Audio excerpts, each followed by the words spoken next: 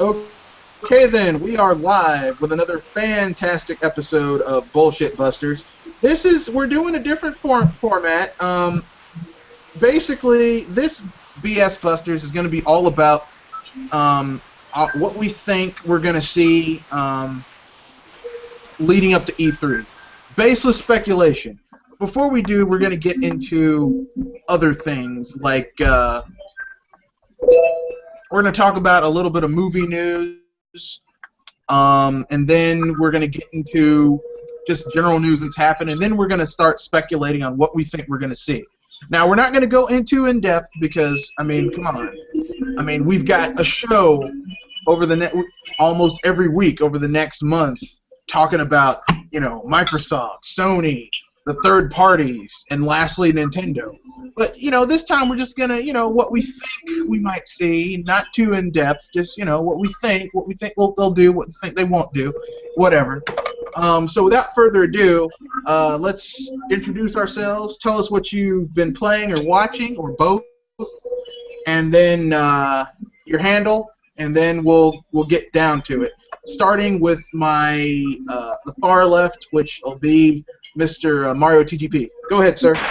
Okay, I'm Mario TGP, and this week I've been playing. Let me see at the box. Nano Assault for the Nintendo 3DS. I've been playing it when I am on a waiting room, since it's a simple game. I think you can get it for like $10 or less. It's a budget game made by this company, Shinen, I think. It's a really simple game. It's an space shooter where you move a micro ship and you shoot at viruses or something like that. While the gameplay, it's a mediocre game, to be honest.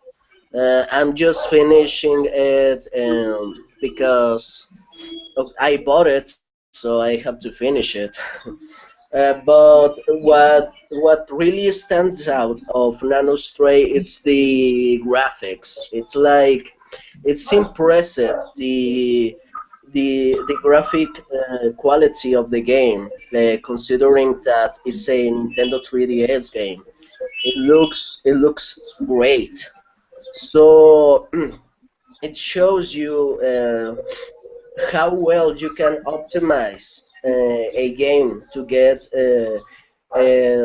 really good graphics without need a more powerful hardware. And this makes me think that the new Shinen game it's going to look gorgeous. I just hope to the actual gameplay.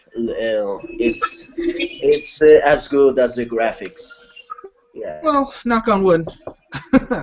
Modern gamers just love friggin' graphics.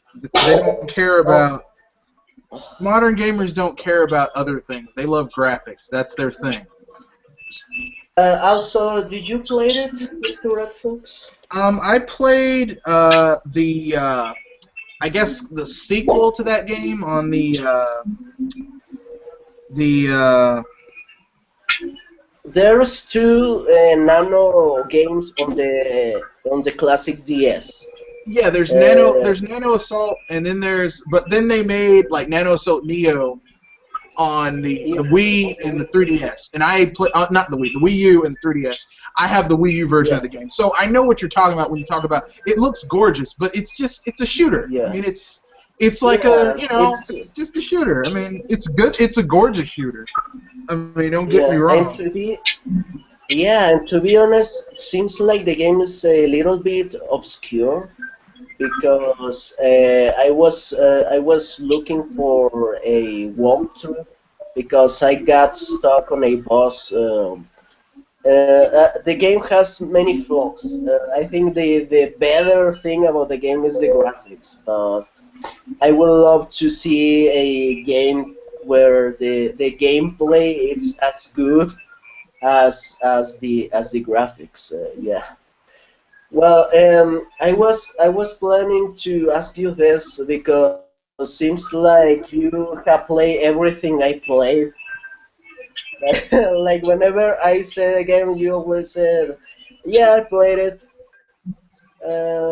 I think you will earn at least five street creds if you say that you play this, and I would and five extra points if you actually finished it. Okay, what game is It's it? a obscure game for the NES.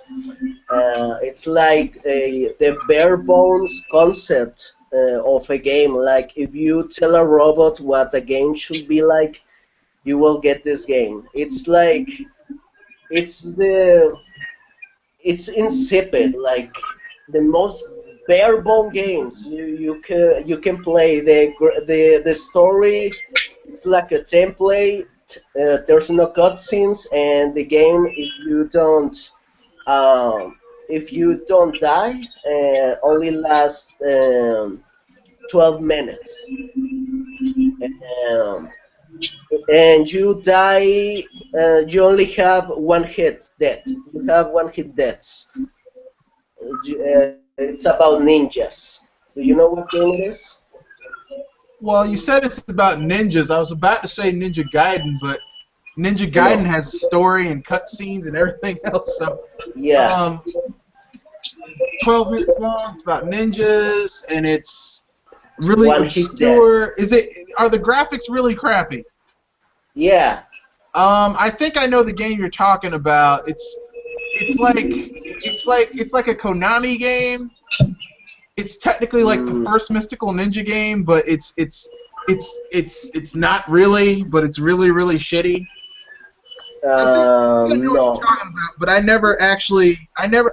I've seen it. I haven't played it because when I saw it being played, I was like, that game is shit. And No, it's not from Konami. It's from a obscure company. oh, Like, well, then I have no idea. it's called Ninja Crusaders. Nope, never played it. You Yeah. beat me. Look, look. I don't look.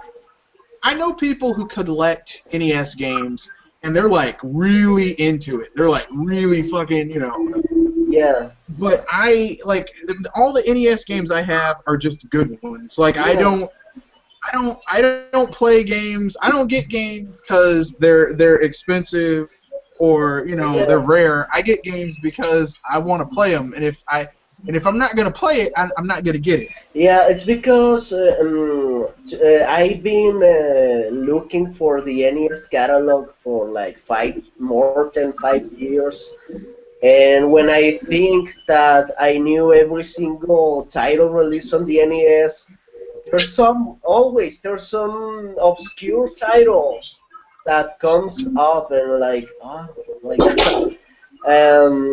It's People like to remember the NES as a console with only great games.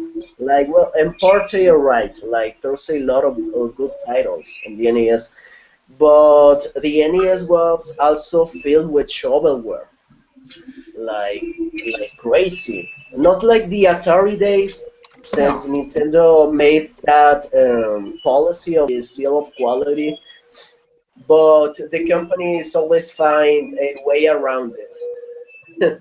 Like Konami made Ultra games to publish more games a year. But yeah, it's a really basic game. It just begins with text. You complete the levels, and the ending is just text, and that's it. uh, yeah. And I only found out about the game this week.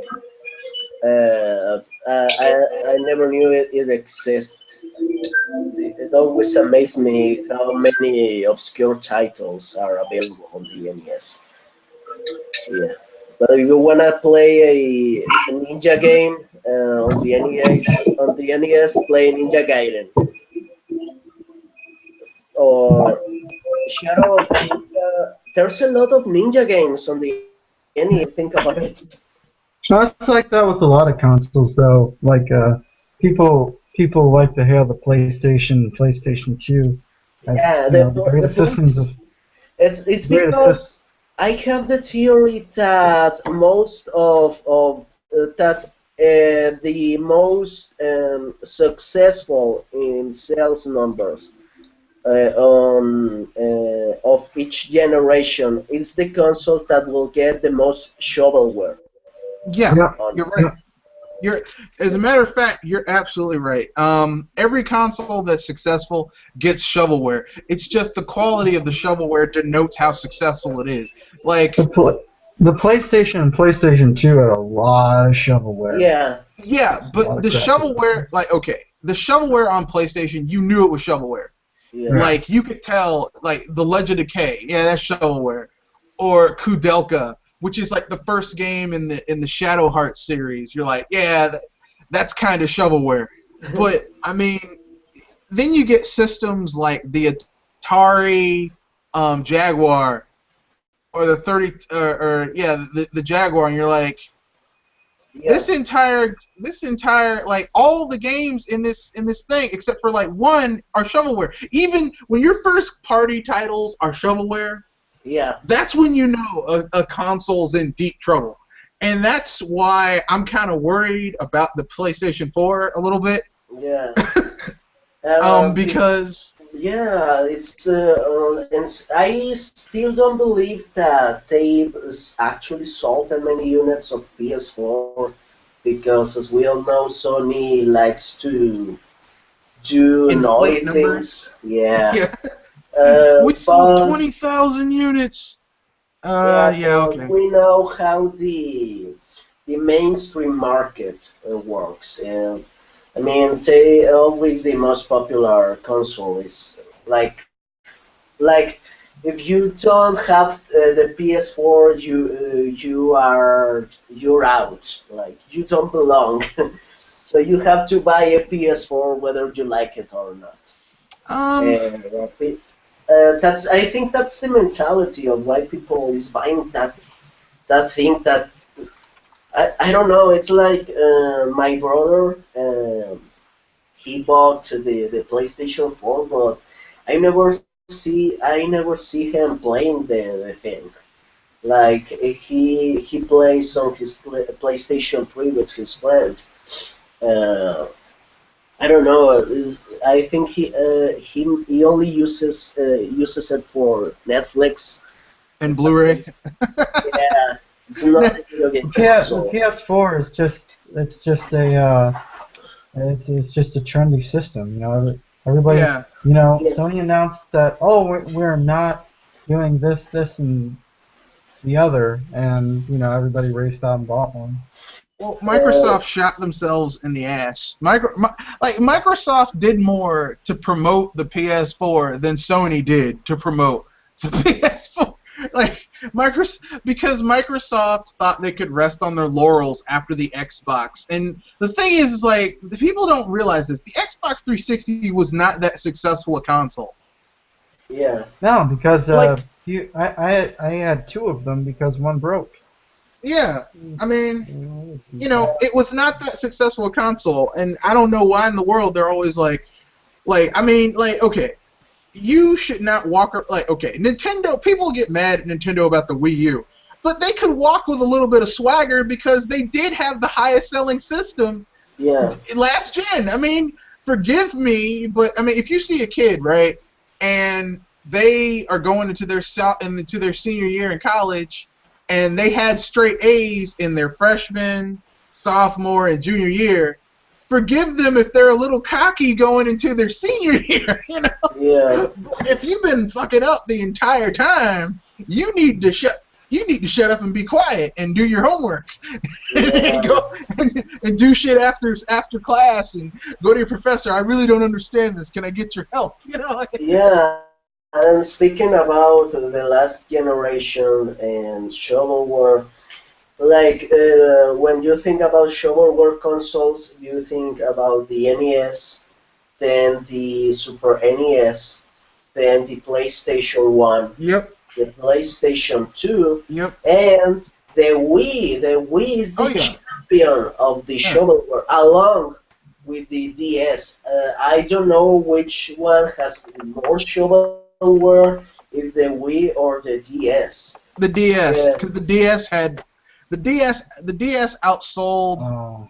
the the DS outsold the Wii 3-2. So for every 2 Wii sold, 3 DSs were sold. So the Wii sold over 100 million units in the U.S. Like yeah, and like for every 100 million units DS is sold here in America, there was like yeah, for every 2 there were 3 DSs sold. yeah, it's all In like crazy. yeah, And it's like a weird method to measure how successful a console is. Like yeah. when your console is full of shovelware, you know that everyone wants to get a piece of the pie. And that's why I'm not mad about the Legend of K Anniversary Edition being put on the Wii U. I'm like, oh, that means the console is successful enough that even shitty games are coming to it, and they know they'll make some money off of it. Yeah.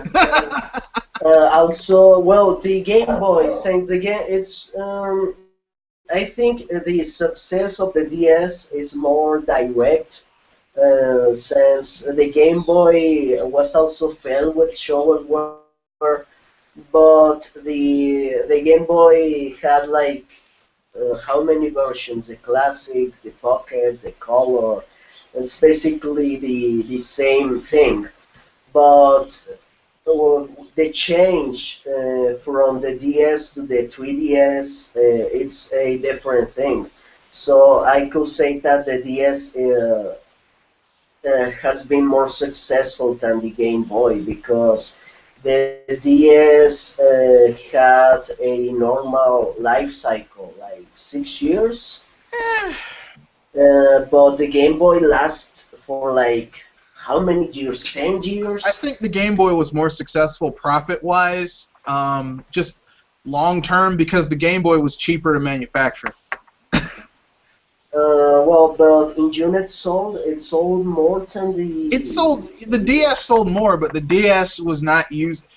The parts to make the DS were more expensive than the parts it took to make Okay. the Game Boy. Because I mean, you have to remember, the Game Boy was using. The Game Boy was basically a Texas Instruments graphing calculator with a lot of the stuff taken out of it. That's basically all it was.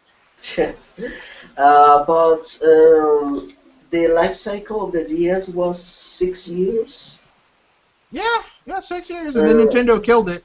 Yeah, They were like, the same with the Wii, right? Because I've seen a BG charts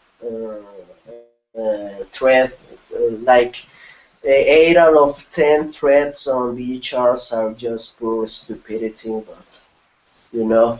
And like the PS4, well, outsold the Nintendo Wii. Like that's bullshit. I'm sorry. Yeah, When like they say the that, I'm thing, like, you are so full of shit. it's like when I said the Wii U, the original Wii sold more than the PlayStation 2, and they said no, it's not true, because you see it's like a 2 units in millions more than the Wii, but I'm like, dude, the PlayStation 2 appears on the Sony's cell numbers up to this year. Like, they keep making the thing. Nintendo discontinued the Wii after its traditional 6 years. If the Nintendo Wii was still manufactured, they will outsell the PlayStation 2. But Sony just doesn't know when they should just let her go. Like, they should. No, it's because they can't make it's because they're trying to make a profit off their systems. See, Microsoft and Sony don't know how to make profit off of their systems out of the gate. Yeah, you can say Nintendo didn't. This is Nintendo's first console where they didn't make a profit out of the gate, but they still were able to make enough back with their games. yeah, I still think that the Game Boy and the DS and the Wii U were sold more than the PlayStation 2. But Well, Sony's still making them. I'll be frank with you. Comparably speaking, the Wii did outsell because you have to remember the PS2 didn't take off for 2 years after the PS1 and the PS2 didn't take off until 2 years after they came out. The Wii out the gate Yeah, was outselling, and the only reason it didn't sell more in its first 2 years was because Nintendo couldn't keep up with demand. The only reason Nintendo isn't selling more amiibos is that they can't keep up with demand. People yeah. look. People don't understand this. People who call themselves Nintendo fans, and we really need to get into the movie portion of this sometime soon. Yeah, well, But I think I'm being a little bit rude, and we can talk about the. I will actually like to talk about the amiibos, but I think I'm being a little bit rude because I haven't let Mr. yeah, RJ to yeah. introduce What himself. have you been? Yeah, what have you been playing? What have you been watching? And Um, introduce yourself. I've been playing Mario Kart, and that's pretty much it. My name's RJ, and I sometimes make videos whenever I feel like it. So yeah, that's all I have to say.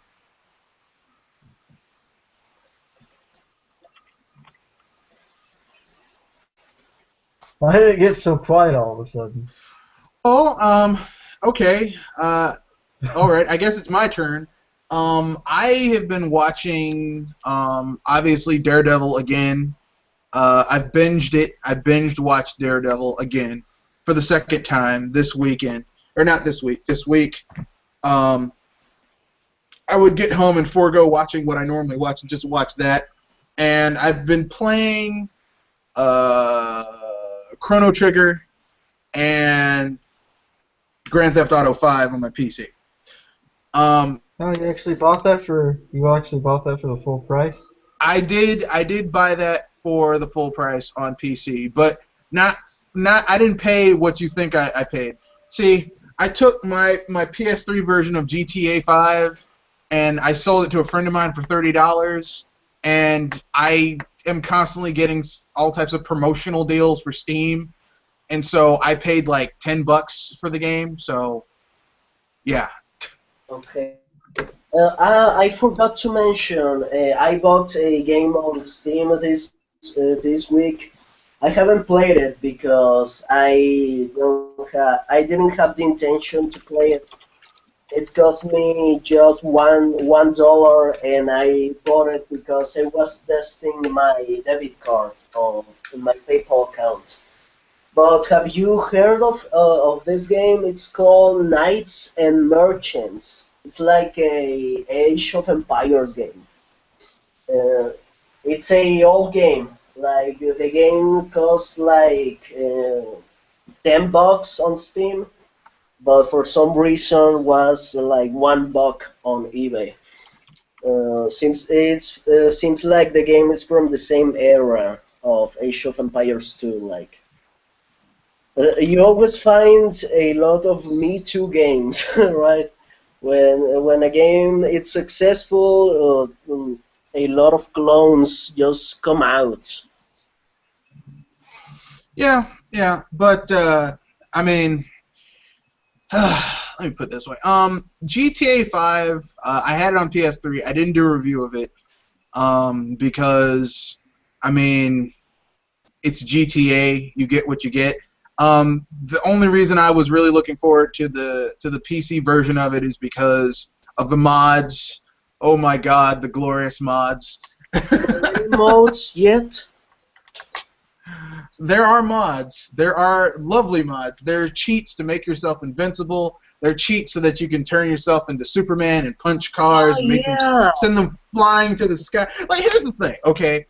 I don't understand why people play games like this on a console, because you can't mod it. It's like once you beat GTA on a console, and trust me, Yeah. San Andreas and Vice City are two of my favorite GTA games of all time. But once you beat it on the console, once you 100% it, and yes, I 100%ed GTA Vice City, GTA San Andreas, and GTA 5 on my PS3.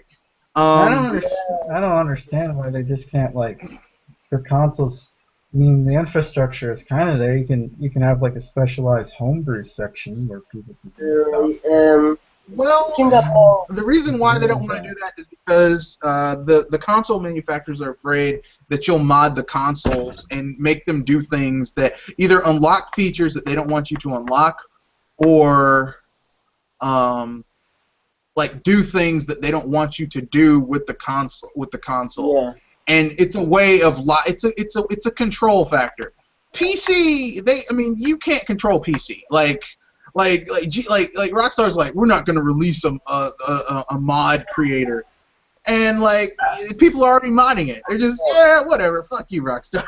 You know, like there's already mods out for this game. Speaking about, you mentioned before the mod to be invincible. Yes. Don't you think that's kind of stupid? Kind of cheating in GTA? No, because the first game Well, isn't it? of GTA that I play on PC, it's GTA 3. Then I played GTA Vice City, and now I'm playing GTA 5 on my brother's PlayStation 3. But why I'm saying it's stupid that there's a mod to be invincible on the PC version. Why? It's because on the PS3 version of the game, you can be invincible for 5 minutes, only for just 5 minutes. It's dumb. On previous games, you can be invincible all the time you want. Yeah, you're absolutely right. But here's what they did. See, every single game after San Andreas, they took out cheats. Like GTA 4, they took out a lot of cheats. GTA 5, there's like almost no cheats. Like, and the cheats that are there are kind of shitty. Because of the stupid achievement system. The stupid achievement system removed games from having cheats. Yeah, whenever I activate At least for the single any player. cheat, there's always that pop-up message. Oh my God, you activated the cheat. You won't win any achievements. I don't care. I hate to break this to you, but on PC, it doesn't do that. Yeah. It doesn't. You can use the cheats all you want, and the achievements, they're like, oh, you still got it. It's like you're dirty rotten SOB. I used a lot of trainers for GTA 3 and Vice City when I played the PC version. After I played GTA on PC, I really don't care for the console versions. I don't know.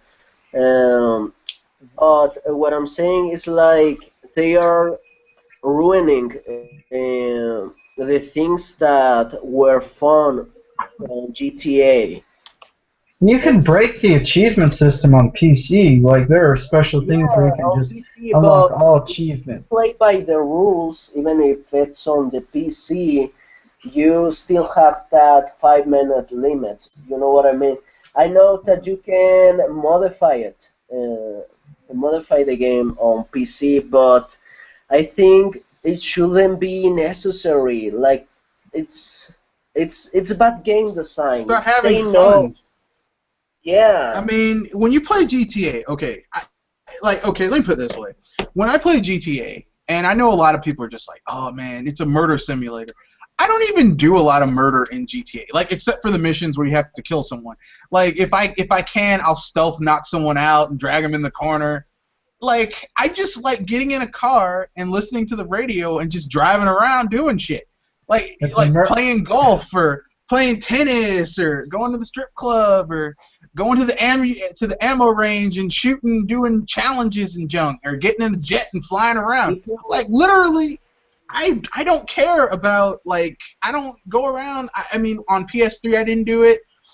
San Andreas, I just liked going around getting like jets and just flying around listening to the radio. Like I really, People I mean, too sensitive about, oh, it's like killing people. It's not, because even on GTA 5 or the game that wanted to be serious, GTA 4, those aren't people. They are just like cartoons of people. Like yeah, they feel too plastic for you to care. Like they are like, for me, I've always seen the GTA pedestrians like robots that mimic yep, humans, but doesn't feel like you are murdering someone. Uh, of course. what? There was one flaw in GTA 4 though. You What? couldn't kill Roman Bellic. Uh, Play bowling? Because you couldn't kill Roman Bellic. As many times that bastard asked me to go bowling, I was like, can I just kill him and not have him be in the rest of this game, please? He's an And annoying character. GTA 5, it's like how can toilet humor. Yeah. Like people like to say it's like some smart satire, like a No, really deep criticism, but it's not. It's just cartoonish level humor. It's not. It's a I'm not. Okay, let me put it this way. GTA 5, you can tell they tried to go back to what made GTA fun. GTA 3 was a satire of gang culture in New York City. Yeah. GTA San Andreas was a knockoff, which most people don't know this. GTA San Andreas actually happens before GTA 3. Yeah. But GTA San Andreas is a satire of gangster culture in Compton in California. GTA Vice City is a satire of Miami Vice, Scarface in 80s Miami. You know, like, I mean, and that's what made those games were fun, because they were satires of something that people were familiar with and knew about. Yeah. Then you had GTA 4, and they were like, we're going to tell a serious story. I'm like, why? Yeah. Why would you do that? The fun of GTA the fun of GTA is like GTA San Andreas, and you go into a burger shop, and the lady's like, slurp my burger, or you're like walking around and you hear someone say, I want some Rusty Brown Ring donuts. Yeah. And you're like, that is disgusting. Yeah. I mean, you know, like that, because, I mean, in this gaming world, these people are serious, but you're playing it, and you're like, I can't believe that person just said that. Yeah. I actually took more seriously GTA 3 than GTA 4 and 5 combined. Like, felt more serious to me, because GTA 4, it's trying too hard, and GTA 5, it's a cartoon. It's like mediocre TV sitcom comedy. It's not something like, oh wow, this is some really smart satire. It's not. Eh, no, It's just, no. and GTA, also about growth. And when I love PC, right? I really like playing on PC. yeah. But I always think that at this point that PC gamers like to say like, well, you can always make the game better with mods if you don't like it. They shouldn't be necessary. I mean, you're paying full price for a AAA game, right?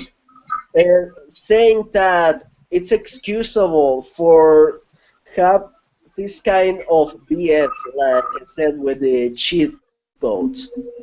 It's like in your bar you sell hamburgers, right, Mr. Red Fox? Excuse me, what was the question again? I'm sorry. Like in your bar you also sell burgers. Yeah. It's like, so people go right and pay for a burger. So it's your responsibility to make a good product. Yeah.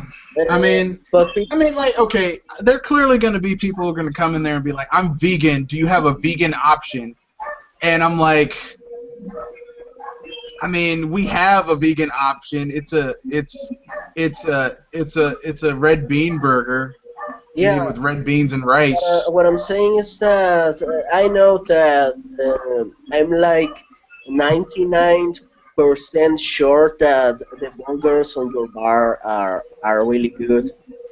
But let's say that your burgers were like mediocre. Let's say that if that was the case, which is not. But people defend your restaurant like, I mean, it's okay because I can order a burger from Mr. Red Fox and I brought my own bread, so I replace the bread, I replace the meat, so why are you buying on your restaurant if they will change the actual product? You know what I mean? Well, I understand what you're saying. I really do understand what you're saying. But, I mean, okay, you have to remember, I mean, you have to keep in mind, because let's look at a comparable product to GTA. Skyrim. Okay? Skyrim came out in the 7th gen as well. Both of them are massive open worlds. Both of them have their own little issues. But I can tell you right now, having played Skyrim on my PC with mods, and having played GTA on PC with mods, with and without mods, both of them with and without mods, that Skyrim without mods is boring as shit. Yeah. Like, and GTA without mods is still a reasonably, even though you're right, the humor is banal and very sophomoric. The characters are very one-dimensional. Like, literally, I'm starting to do my review of GTA 5 on the PC. Like, you don't give a shit about any of these 3 characters. I mean, if anything, Franklin is, like, he's the most relatable to me because he's a young guy trying to get ahead, but Michael, I mean, who you're supposed to feel sorry for, like, a lot of shit he brings on himself. And Trevor, I mean, yeah, Trevor is insane. I felt dirty playing as that character. Like there's some pieces on the Trevor cutscenes when he talks serious. Like when he yells, he sounds like a maniac, right? When he talks normally, he sounds like a normal person. It's weird. No, it's like Trevor is a really hard character for me to play as. When I play getting 100% in GTA 5 on my PS3 was hard because playing as Trevor, like, he's not someone I enjoy playing as. Like, I don't like being this sick, twisted bastard. You know, I don't like playing as that character. And so, I mean, it's like, ugh. Like, I felt dirty playing as that character, you know? Yeah, my favorite, as you said, my favorite character on GTA 5 is Franklin. Yeah. Because he's like, I think it's for me, it's the most well-rounded individual out of the 3. The second place will be the other guy, the one that is retired. What's the other character in GTA? The other main character in GTA 5? There's Franklin. There's Mike DeSanta. He's the 45-year-old family guy whose wife was cheating on him with the tennis guy. Mike will be my second. Character. But Trevor, I'm like, oh god. I think it's just like a really cartoonish of the, I don't know how to say, rednecks or something like that. It's like a cartoon version of that. It's not even that Trevor's a redneck. It's just it's really hard. Like, I guess for me, it's hard for me to like playing as Trevor because it's like playing as Kratos in God of War. Like, Kratos is such a demented person that it's like I have no sympathy for this person. Yeah, everything Kratos, everything that happens to Kratos, he brought on himself. Yeah, it's like, why in the world would you choose Ares as your chosen god? Everyone knows that, like, if you know anything about mythology, that they say Ares, like, he's a coward. As soon as he's injured, he cries and runs away. So you wouldn't like to play as the Joker on a Batman game? Because Uh, I mean, both are amazing. let me put it this way. I like the idea of the Joker. My favorite, like, here's the thing. My favorite Joker, I didn't like Heath Ledger's portrayal of the Joker. I know a lot of people like, man, it was so awesome. I like Mark Hamill's version of the Joker. It's like, he's dangerous, this guy might kill you, or he might just want to make you laugh. The only reason Keith Ledger's Joker was deified is because he died. before. Yeah, he died before the movie came out. That's it. If Heath Ledger hadn't died, they just say, it's a movie. I mean, I personally, look, I don't like, okay, the Joker, look, Batman is dark enough, okay? Batman is dark and brooding, and, you know, it's dark enough. We don't need, like, that's the whole point of the Joker, is that he wants Batman, Batman is dark and brooding, the Joker is not. Hey, let's talk about Batman versus Superman. Yeah, let's segue into the trailers. So the first trailer we're going to talk about is Batman versus Superman. Just a little bit. It was a trailer. It felt like.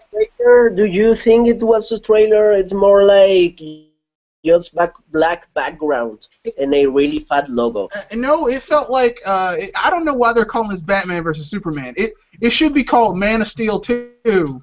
And Superman's here too. That's basically, and Batman's here too. That's basically what it should be called, because I was watching the trailer. I'm like, this shit is Man of Steel 2. For me, it's like a big fat meh. Yeah. I like at the end. Have you bleed while you're about to, or whatever he says in that weird voice of his. Now they have another weird voice. Well, hell, it's better than Christian Bale's. Don't swear to God, swear to me. Yeah, it is much better than that. That is look, that is a much better way of figuring that shit out. Isn't the guy who's playing Batman on this movie the same actor who played Daredevil on the Daredevil? Yes, it is Ben Affleck. Yes, it is. It is Ben Affleck, and here's the thing. It could, I'm not worried about Ben Affleck playing Batman.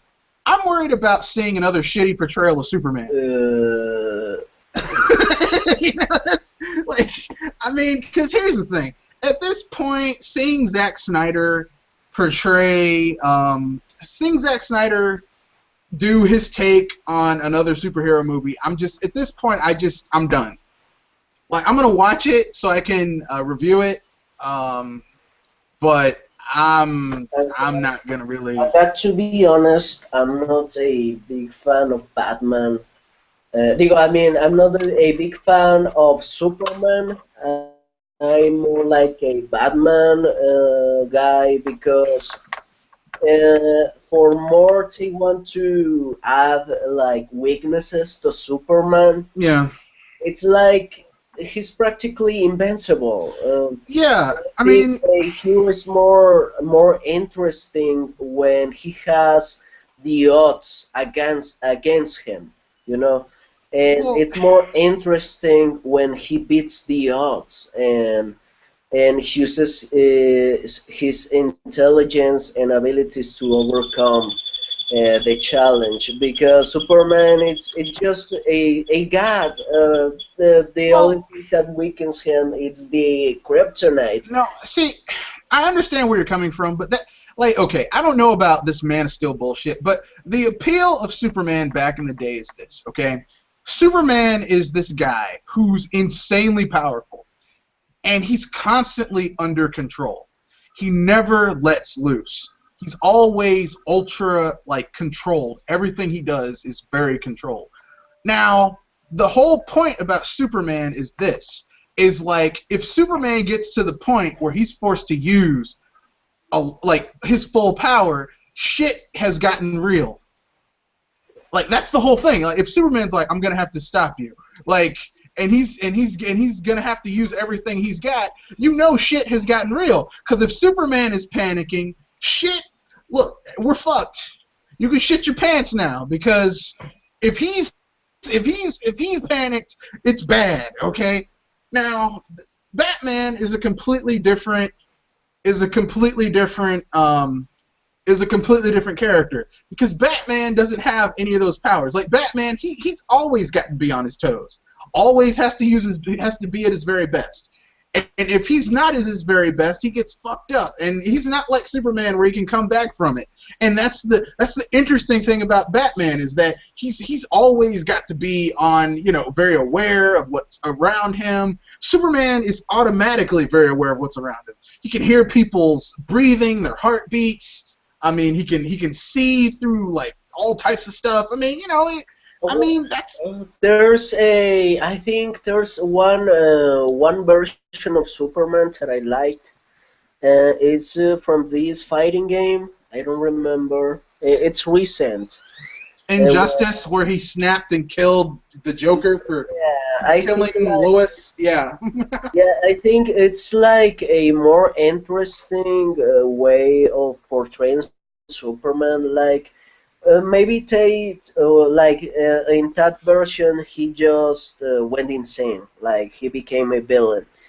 But it will be interesting, like since he's just a nearly invincible man, like to torture him like mentally, like I don't know, like okay, he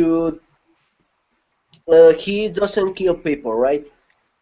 Well, I mean, it's like okay, this Superman snapped General Zod's neck. So really, let's be honest here, okay? Even if Batman does have a suit, really, this Superman wouldn't hesitate to snap his neck and be like, fuck you. But the same, what's the point? Yeah, but the guy who killed the General Zod, he's too powerful. He's nearly as powerful as Superman, and I think it was more interesting when he killed the Joker because the Joker is just a crazy dude. guy. Just a dude, yeah. I mean, like even Batman in the Dark Knight Returns, which every Batman movie except for those two shitty Joel Schumacher films, was chasing Dark Knight Returns, which is that 1980s Frank Miller graphic novel run on the Batman on Batman. It really brought back Batman from being like kind of I won't say he was marginalized, but it brought back Batman. But Frank Miller is insane. It is. Frank Miller is like with Frank Miller. It's head or tails. Either it's gonna be awesome or it's gonna be batshit insane. Yeah. Like it's good. Hey, sometimes he comes out awesome. You get RoboCop, the comic book, or Dark Knight Returns, the second half of it. But then this show I watch atop the four wall. He has a segment of Frank Miller's work, and seems like after the Dark Knight, he just kept like more and more insane. Like there's this comic that it was supposed to be a Batman comic about terrorism or something like that. I know it was called like The Cowl or something like that. I know what you're talking about. It's the guy who goes after terrorists, and he's like, it's supposed to be Batman, but DC was like, you're not doing this with Batman. Yeah, because the comic is really xenophobic.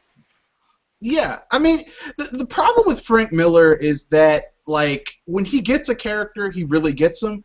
But sometimes he makes characters, and it's like, that is not how, like, he had this one where it was Spawn versus Batman. Now, I'm sorry, I know everyone has a hard-on about Batman. He's so badass. But Batman ain't beating Spawn. Spawn? But it's because Batman is just a guy at the end of the day. It's just... Well, Batman is just a man, so it's not like He's he's just a dude. superhero. You're not gonna beat a dude. Okay, Al Simmons is a hellspawn. So let's add that to a plus in his. He's a hellspawn. 2, the fucker's got a cape that lets him transform into people. 3, he's got chains that can rip fuckers apart.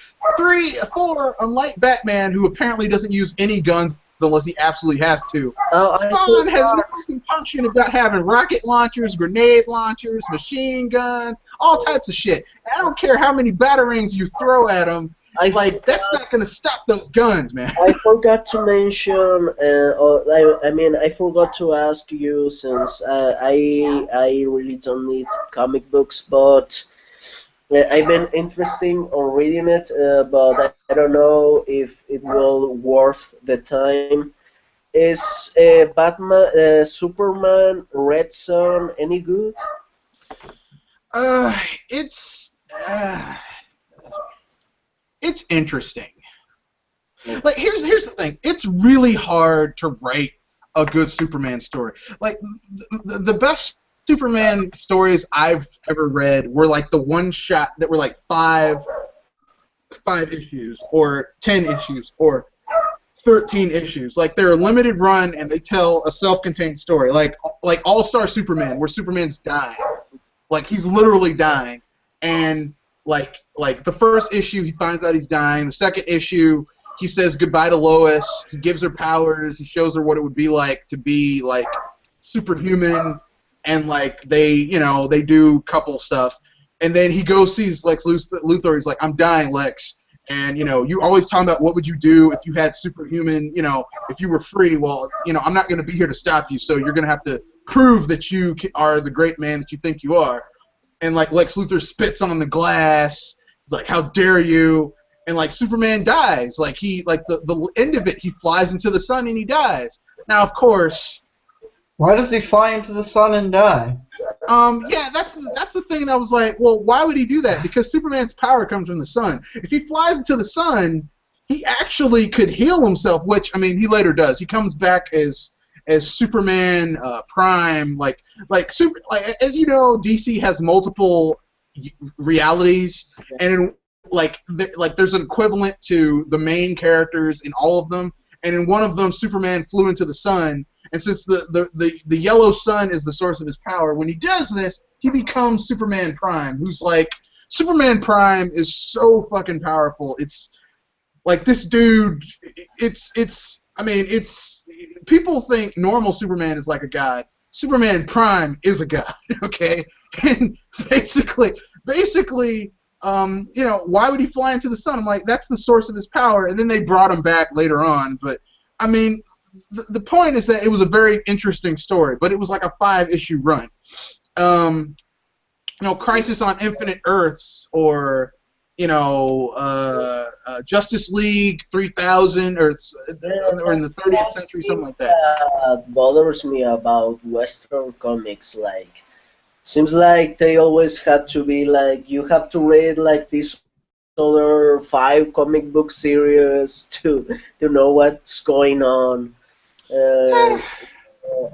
Maybe that's why I don't like all the manga stories, but I will say that at least manga have just one story written by one guy, and it begins and ends, and that's all. I would agree with you, but manga's becoming more. I mean, look at One Piece.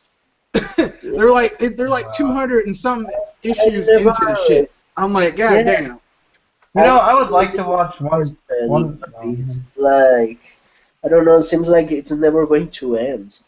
It isn't going to end. They're going to milk that cow until that teat is dry. What's the problem with the one? Oh, I think they could have easily exploited Naruto like another 10 years, but it just ended. No, they ended it, which is what you should do. RJ, you want to say something?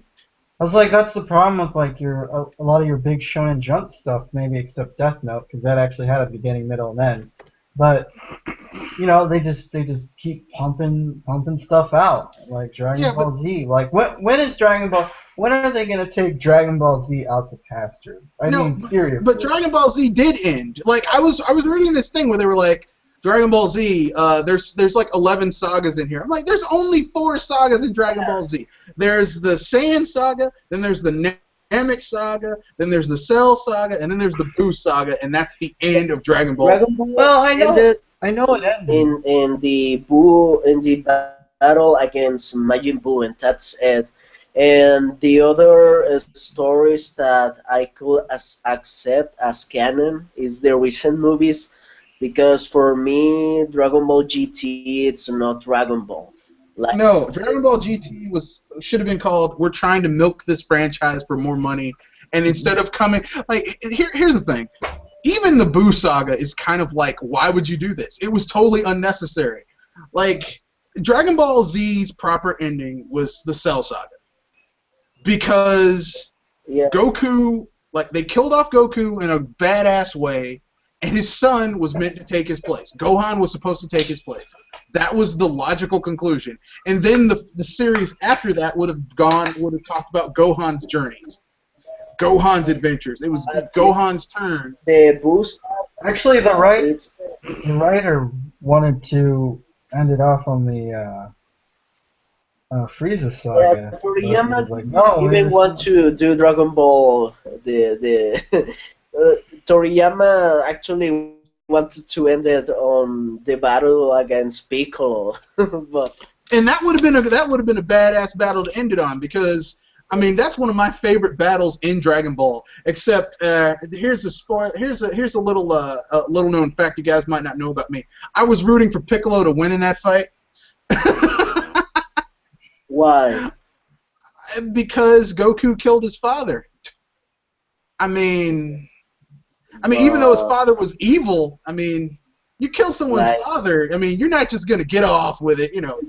Piccolo's father was like really, really evil in comparison with his.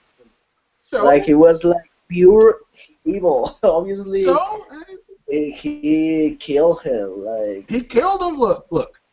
You kill a dude's father, I don't care if he is evil. You're not just gonna walk away from that fight, you know. Even Newhand, Piccolo's son, didn't even knew his father. Just he born right after he was defeated by Goku. Like, I'm just saying. I was not. Besides, Piccolo's like my favorite character, so there. He's so much cooler than to me. Piccolo is so much cooler than the Nameks. Than the Saiyans. I was rooting for Goku to win because it was like foreshadowing, because he lost the tournament when he was a kid. Yeah. And when he won, like finally he won. It's like he only won once, right? Like he won once a tournament, even when he's the absolute winner, because he defeated all the enemies that matter, but he only won once, and the champion is Mr. Satan. But I will say this much though. I will say that at least the Buu saga is better than anything on Dragon Ball GT, because at least the Buu saga had Goten and Trunks. Oh and God, Goten, that was just a waste of time. Goten had potential on the Buu saga, like it was just. But when on Dragon Ball GT, he was just a clown. Like he was like Yamcha, like he was irrelevant. The Buu saga to me was just a waste of time. Like just how they just brought that shit together. I was like, we don't need any of these characters. Hercule, who gives a shit about this fraud?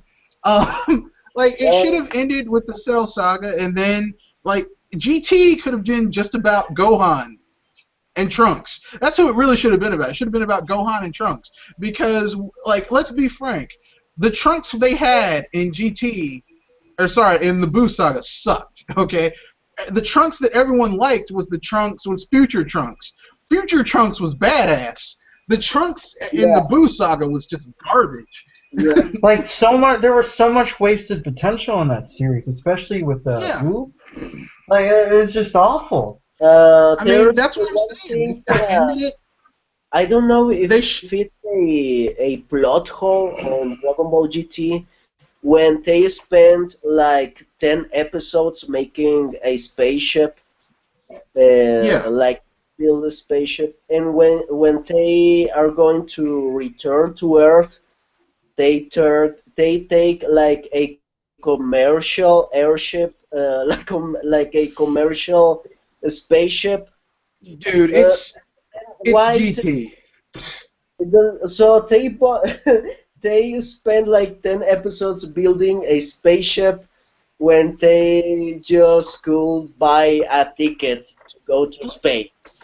Let me put it this way: if anyone listening to this in the future is a Dragon Ball Z fan, or a Akira Toriyama fan, but Dragon Ball Z just isn't what they're looking for now, here's 3 things that are way better than what Namco Bandai's been doing with it.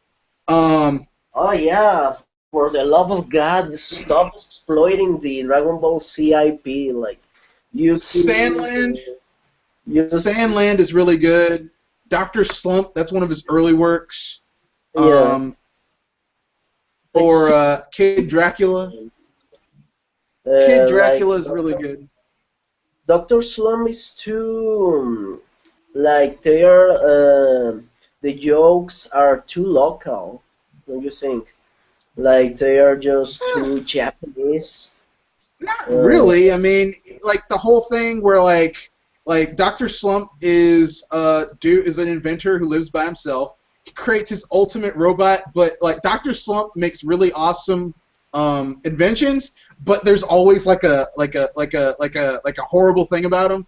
So like Errol, his super robot that he creates, like she's really powerful and really strong, but she's nearsighted, so he has to get her glasses. I mean, like the whole. I mean, I don't think the humor is really over anyone's head. Like he's a dirty old man. He's always trying to get some, but like Errol's always getting in the way of him getting some. Like he takes her he takes her to go buy clothes for her, and he's like, no, this is my friend. There's two adaptations, isn't it, for Dr. Slump? One made in the 80s and another one in the 2000s. I think the second one is more coherent than the first one. Like, I read the mangas. I don't watch the anime. Like the anime, the first anime adaptation, it's just a complete nonsense. Yeah. Like the anime adaptations. It's just mindless. It's insane things, but I didn't find it funny.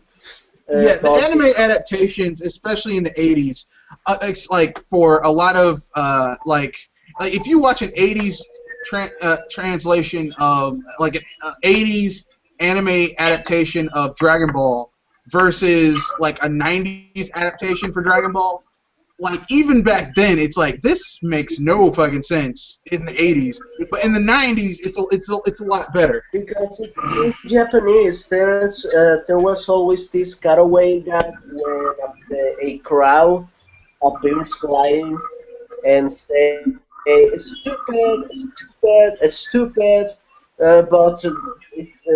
it's a really Japanese joke because the joke is that the crowd says something like "aho" or something like that. That means stupid, but it's not the same. Baka. No, the crowd say "aho" or something like that. That means stupid. Yeah. So that's the joke. Well, I mean that's too Japanese to. That could be it. I mean, you know, the mangas I've read were probably translated better, but we're digressing off the point. The Oh, trailers, the trailers, the trailers. Ah. what about the Um. that trailer of Batman? There's nothing to it. There's literally nothing. Nothing happens on the trailer. It's like 3 minutes of nothing. No. No. We see an awesome statue of Superman get like toppled, and we see Superman picking up a car or holding it, whatever, and we see Superman like. We see Batman talking shit to Superman, and it's awesome because, you know, DC fanboys are going to say it's awesome. I'm going to watch it. It might be good. It might be terrible. I'm going to steel myself to watch it anyway because I'm that type of person. Watch it too, because I've been watching superhero movies. I practically I've watched every major release of superhero movies from Marvel and DC, but just the trailer. I will ignore the trailers because seems like currently every single trailer for a Hollywood movie is the same trailer.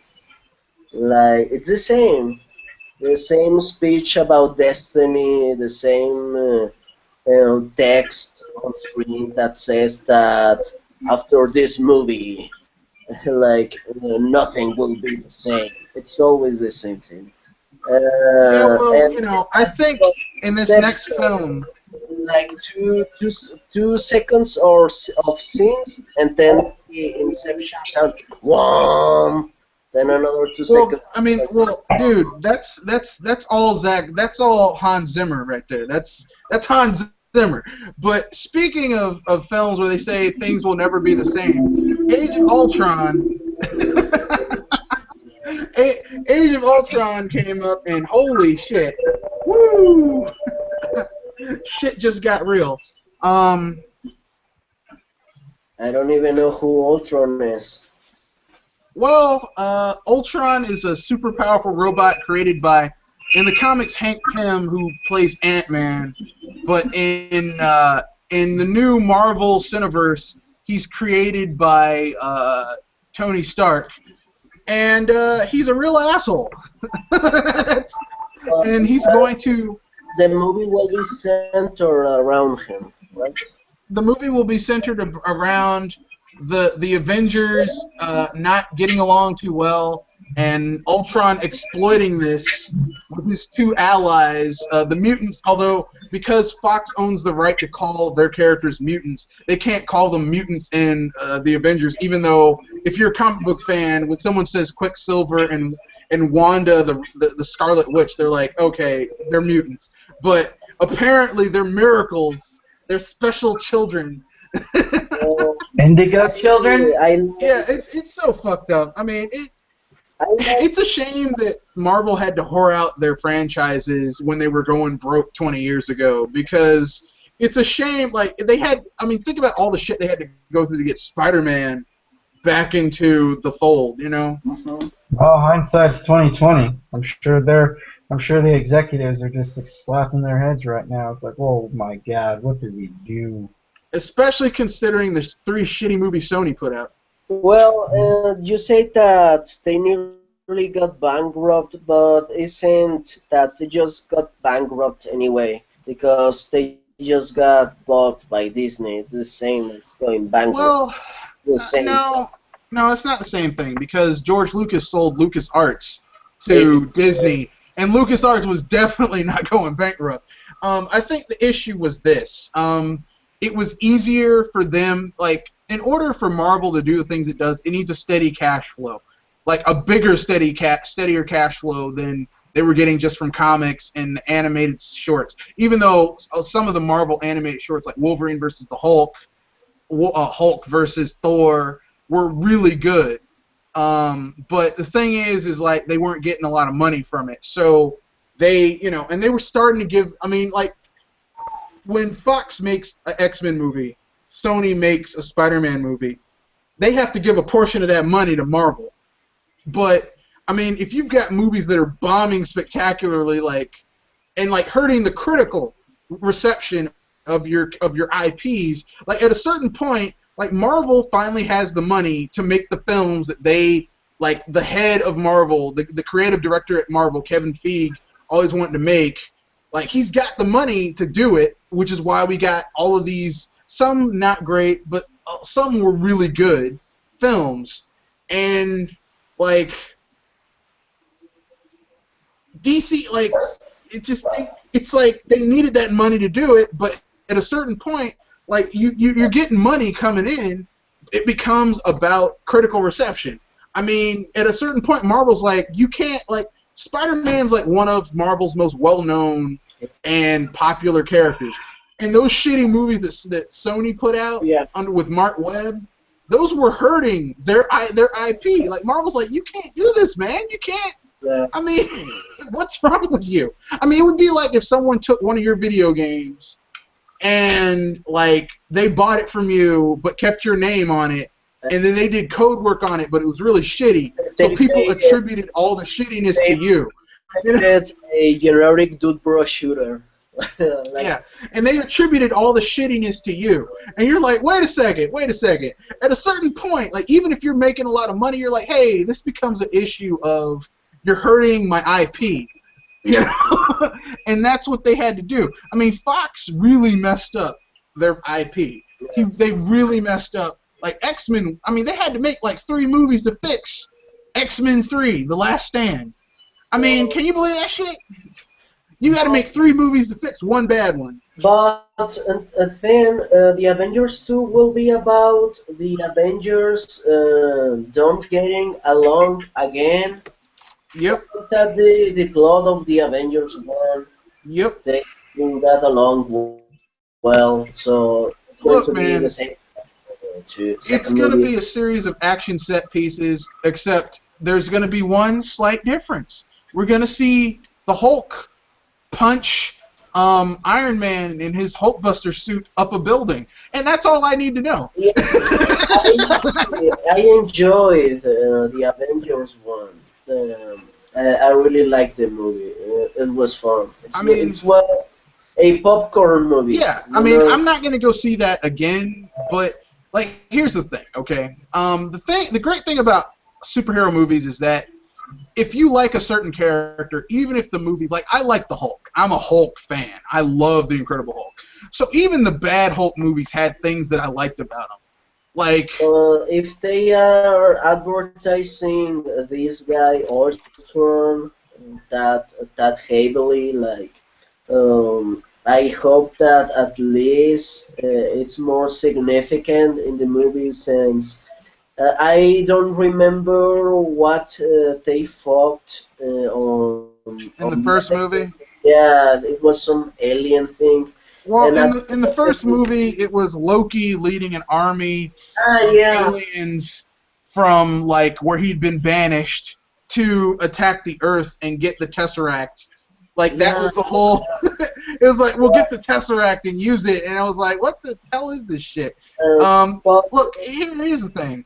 It was a thin premise in order to see your favorite superheroes from the Marvel Universe band together and beat the shit out of dudes. And that's all we want. Yeah, they're not supposed to be taken all that seriously. Yeah. They're just fun popcorn movies. That's all I needed to see was the Hulk punch a fucking space dragon and take it out in one punch.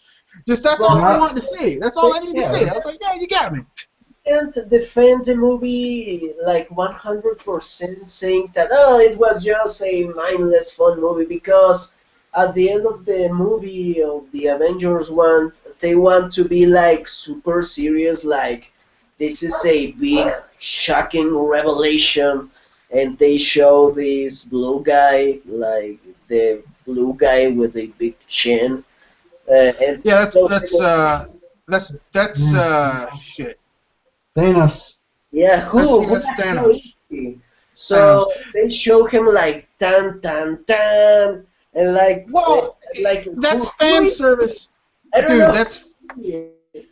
Dude, that's fan service to like, okay, if at the end of Man of Steel, right? If at the end of Man of Steel you saw a dude in a boardroom, a bald-headed dude in a boardroom, like looking out at the ruins of Metropolis, and he's like, this man has to be stopped.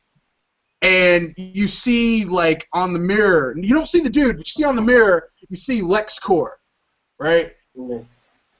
like that would have been a major moment for fans of Superman. Like that's what Marvel does. Like Marvel, in some ways, has been catering more to the fans of the franchise more so than other certain IPs that make comics who shall remain nameless. But the thing is that like you as someone who isn't a fan of Marvel might not know who Thanos is, but there are people like me or RJ or like comic book fans who saw Thanos and were like, oh shit, it's Thanos. Or at the end of Guardians of the Galaxy, where they had Howard the Duck, he's like, ew, that's disgusting. Just gonna let him lick your face like that and sipping on a martini. We're like, oh, it's Howard the Duck. Like, Yeah, I mean, it's fan service. yeah, I know who Howard the Duck is. This guy, the blue guy, Thanos, appeared in Guardians of the Galaxy. Yeah. Well, I doesn't cause any impact on me. Like, you know, a boss guy on a chair on space. Okay, let me put it this way. Let's say hypothetically speaking, in Man of Steel, in Superman versus Batman, okay, or Batman versus Superman, whatever. Let's say in that movie, at the end, there's a scene in the movie where you see you see Brainiac, or you see like evidence that Brainiac might be in the next film, or that Darkseid might be in the next film. You'd be like, if you're a fan of that franchise, you'd be like, oh shit, it's gonna be. There's gonna be a greater threat here than just Lex Luthor or the Joker or Mr. Freeze or Catwoman. Like, I mean, the thing about comic book movies, and they've taken this to heart more so than comic book, like some more than others, is that you're laying breadcrumbs so that people can follow it to the next issue, to the next movie. So, like, Darkseid is this guy who basically, Thanos is the dark side of the Marvel Universe. Super powerful, he's basically a god. He's beating the shit out of the Hulk. No powers, just beat the shit out of him. I mean, he's not a dude to be taken lightly. The fact that he's sitting there, I mean, like, this guy in Guardians of the Galaxy had one of the Infinity Gems in his hammer, but even he wasn't going to fuck with Thanos. Think about that. Even with his little Infinity Gem, he wasn't going to fuck with Thanos. It's like Dracula or Castlevania. Sort of like that. I mean, it's fan service, but it's also hinting at what's going to come into the future. But I digress. Which leads to the greatest trailer of all time. What? The greatest trailer. The second trailer for Star Wars, man. That trailer was good. I'm not the hugest Star Wars fan, but the we didn't talk about the Jurassic thing.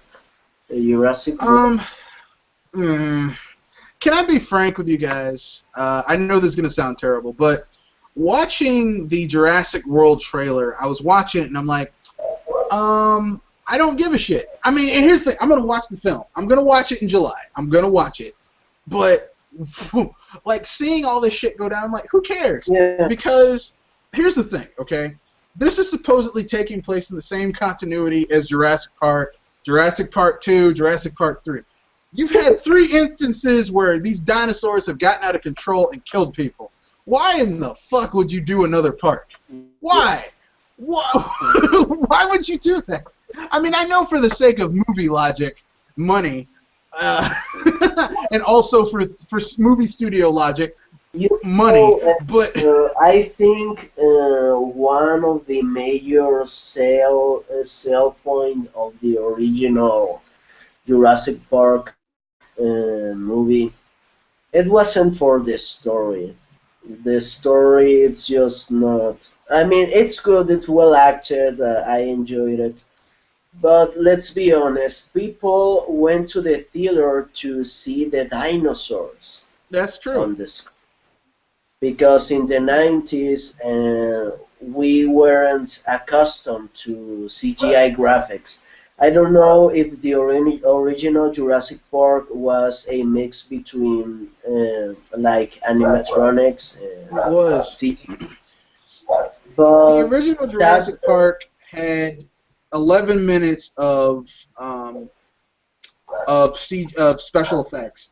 3 minutes of that 11 were all CGI, and the rest of it was like a mix between CGI and animatronics. yeah, And it still holds up today. yeah, Like, a lot of CGI does not hold up today. Like, shit yeah, that we thought, man, this shit's awesome. Then you watch it now, and you're like, yeah. eh. Like the original, well, not the original, the early 2000s version of the Hulk. Yeah, like when we first saw that, we were like, man, this shit is awesome. And then we saw it again, and it was like, man, this shit is not Looks as awesome as I thought it was. like PS2 models.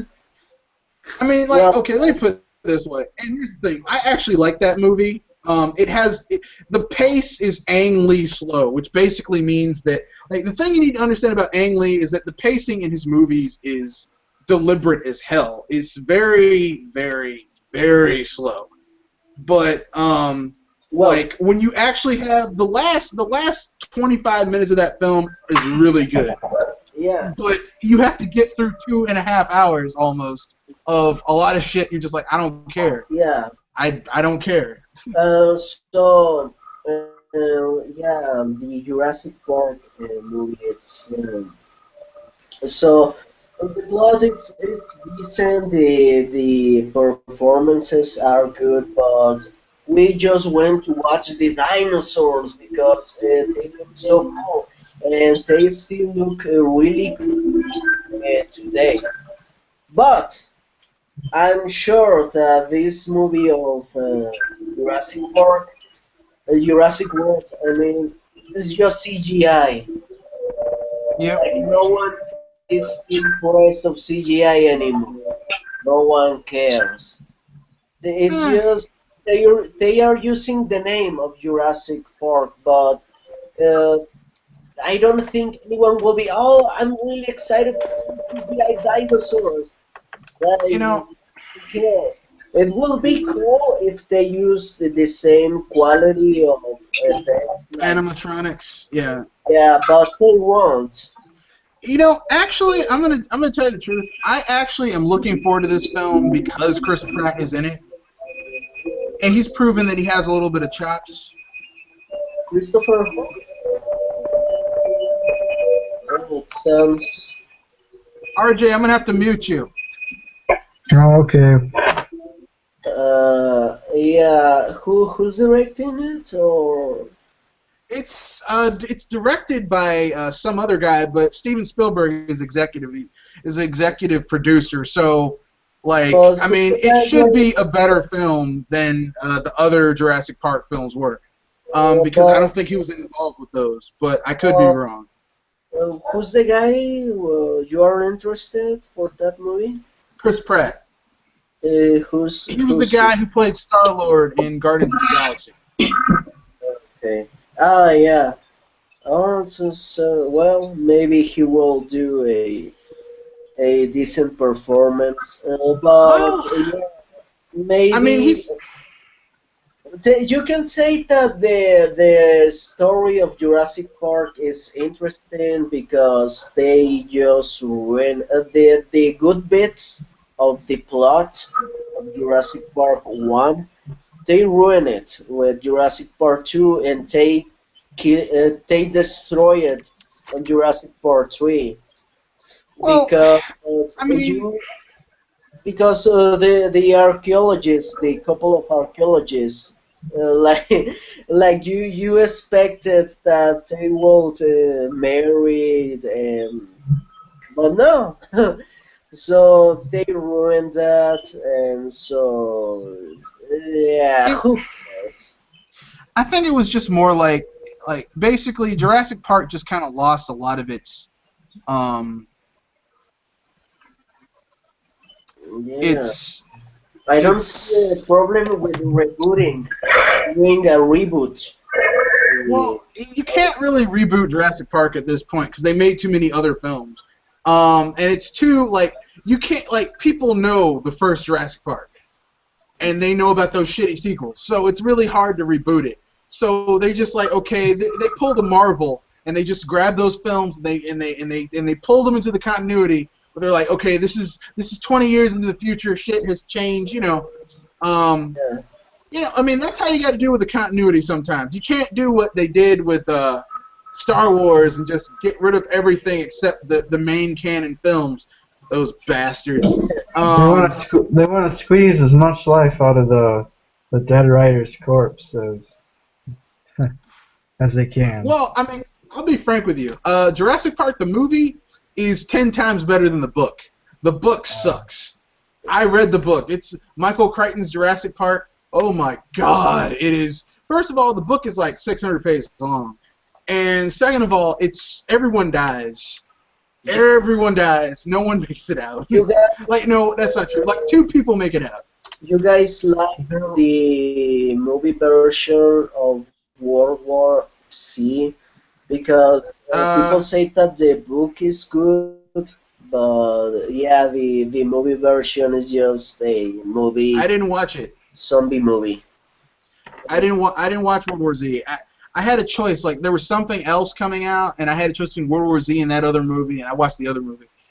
Did you read And by the the book? time, I haven't even read the book. I mean, here's the thing. I don't like books with zombies in them because at this point, the fiction market is saturated with zombie books. I mean, I'm it's interested in the book because it seems like they said that the book is more like political and social satire because the book says that the zombie outbreak begins on China.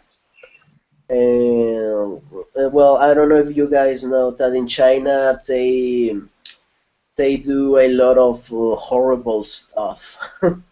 Like the communist China, they, I mean, they arrest people, right?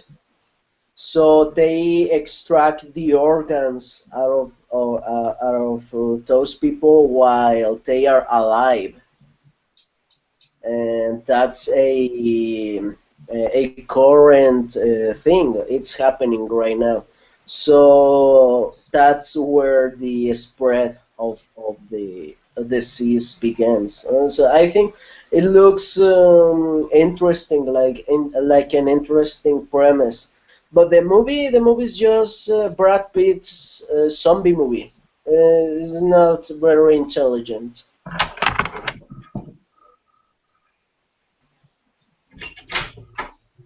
Mr. Red Fox? I'm sorry. What did you say? I'm sorry. That the on the book the outbreak begins on China, where on reality there's a ring of human organ traffic. Like it's a real thing, but on the book, that's where the spread of the virus begins. And I think it's clever, but the movie is just mindless. It's mindless fun. It's just Brad Pitt's zombie movie. Saving the world. Well, I mean, the thing is this: Brad Pitt still has leading man looks, and so they put him in a film. They know that people are gonna do whatever. But Yeah. we gotta get through the trailers and then get to our speculation. We're not gonna get to the other stuff in this cast.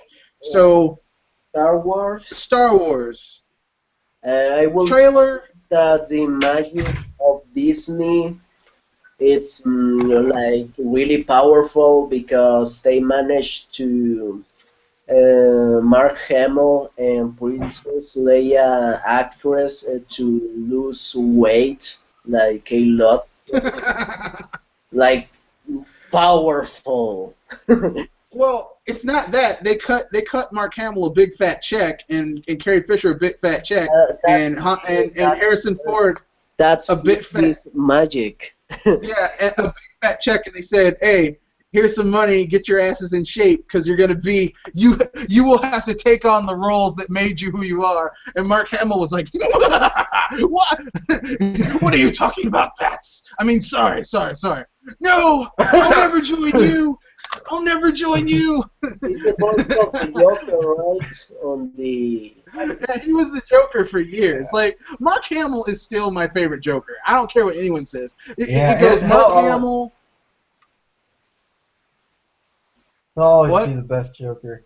Yeah, it Always goes be Mark the Joker Hamill, in my mind.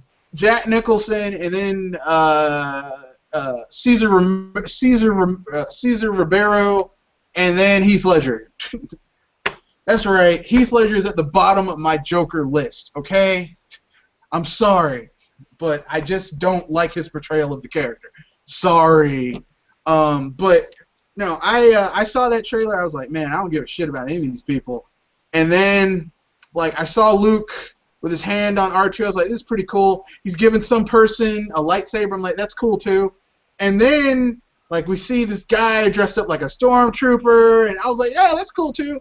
And then we got to the very best part of that trailer, in my opinion, which was Han Solo and Chewbacca. You know, he's like, Chewie, we're home. And that's all I need to see. I'm like, oh, you got me. I gotta see this. What about if Disney is just trolling the people, and when you go to see the movie, it's actually just a rerun of the Star Wars Holiday Special? Like, they are tricking you on the trailer, like they paid Harrison Ford to make that scene. So you got really excited to see the movie, and it's just a HD remaster of the Star Wars Holiday Special. Well, if they did that, I'm pretty sure rabid Star Wars fans would put on their Jedi robes and go to Disney World and burn it down. Like, you would see some shit like from the Star Wars Civil War, Jedi Civil War, except it would be actual people getting killed. You'd see, like, the dude in the Mickey Mouse outfit would be like murdered. Yeah. On national TV. Now that we are talking about Star Wars and the Avengers movie, I'm realizing of this fact. I maybe for me it sounds a little bit too sad, but Marvel and Lucasfilms now belongs to Disney. Like, so we're talking about 2 Disney movies and the Batman movies from Warner. Like, but like Marvel and Lucasfilm were big, but now they belong to Disney. Like, Disney, it's assimilating every single company they can assimilate. Like, Disney's ghost is sitting at his desk right now. Yes, they belong. Their souls belong to us now. Basically. yeah, Because, I mean, if you think of it like this, Disney has basically just made, like, they're going to make it either way. Like we're discussing, they're going to win. They're going to win because they got Avengers coming out, they got Star Wars coming out. They're going to make it. Look, they're going to get so much money out of me because I might see Star Wars twice if it's good. I will. Well, yeah, don't put all your hopes and dreams into this one. Remember the last time we put our hopes and dreams in Star Wars? Yeah, it was the Phantom Menace. I actually waited in line to get my ticket, and I went to go see it, and that was the day that I began to hate George Lucas. Because here's the thing. The second movie was far worse. I'm the person who, like, I actually liked George Lucas before the Phantom Menace. I liked Willow. I liked Howard the Duck.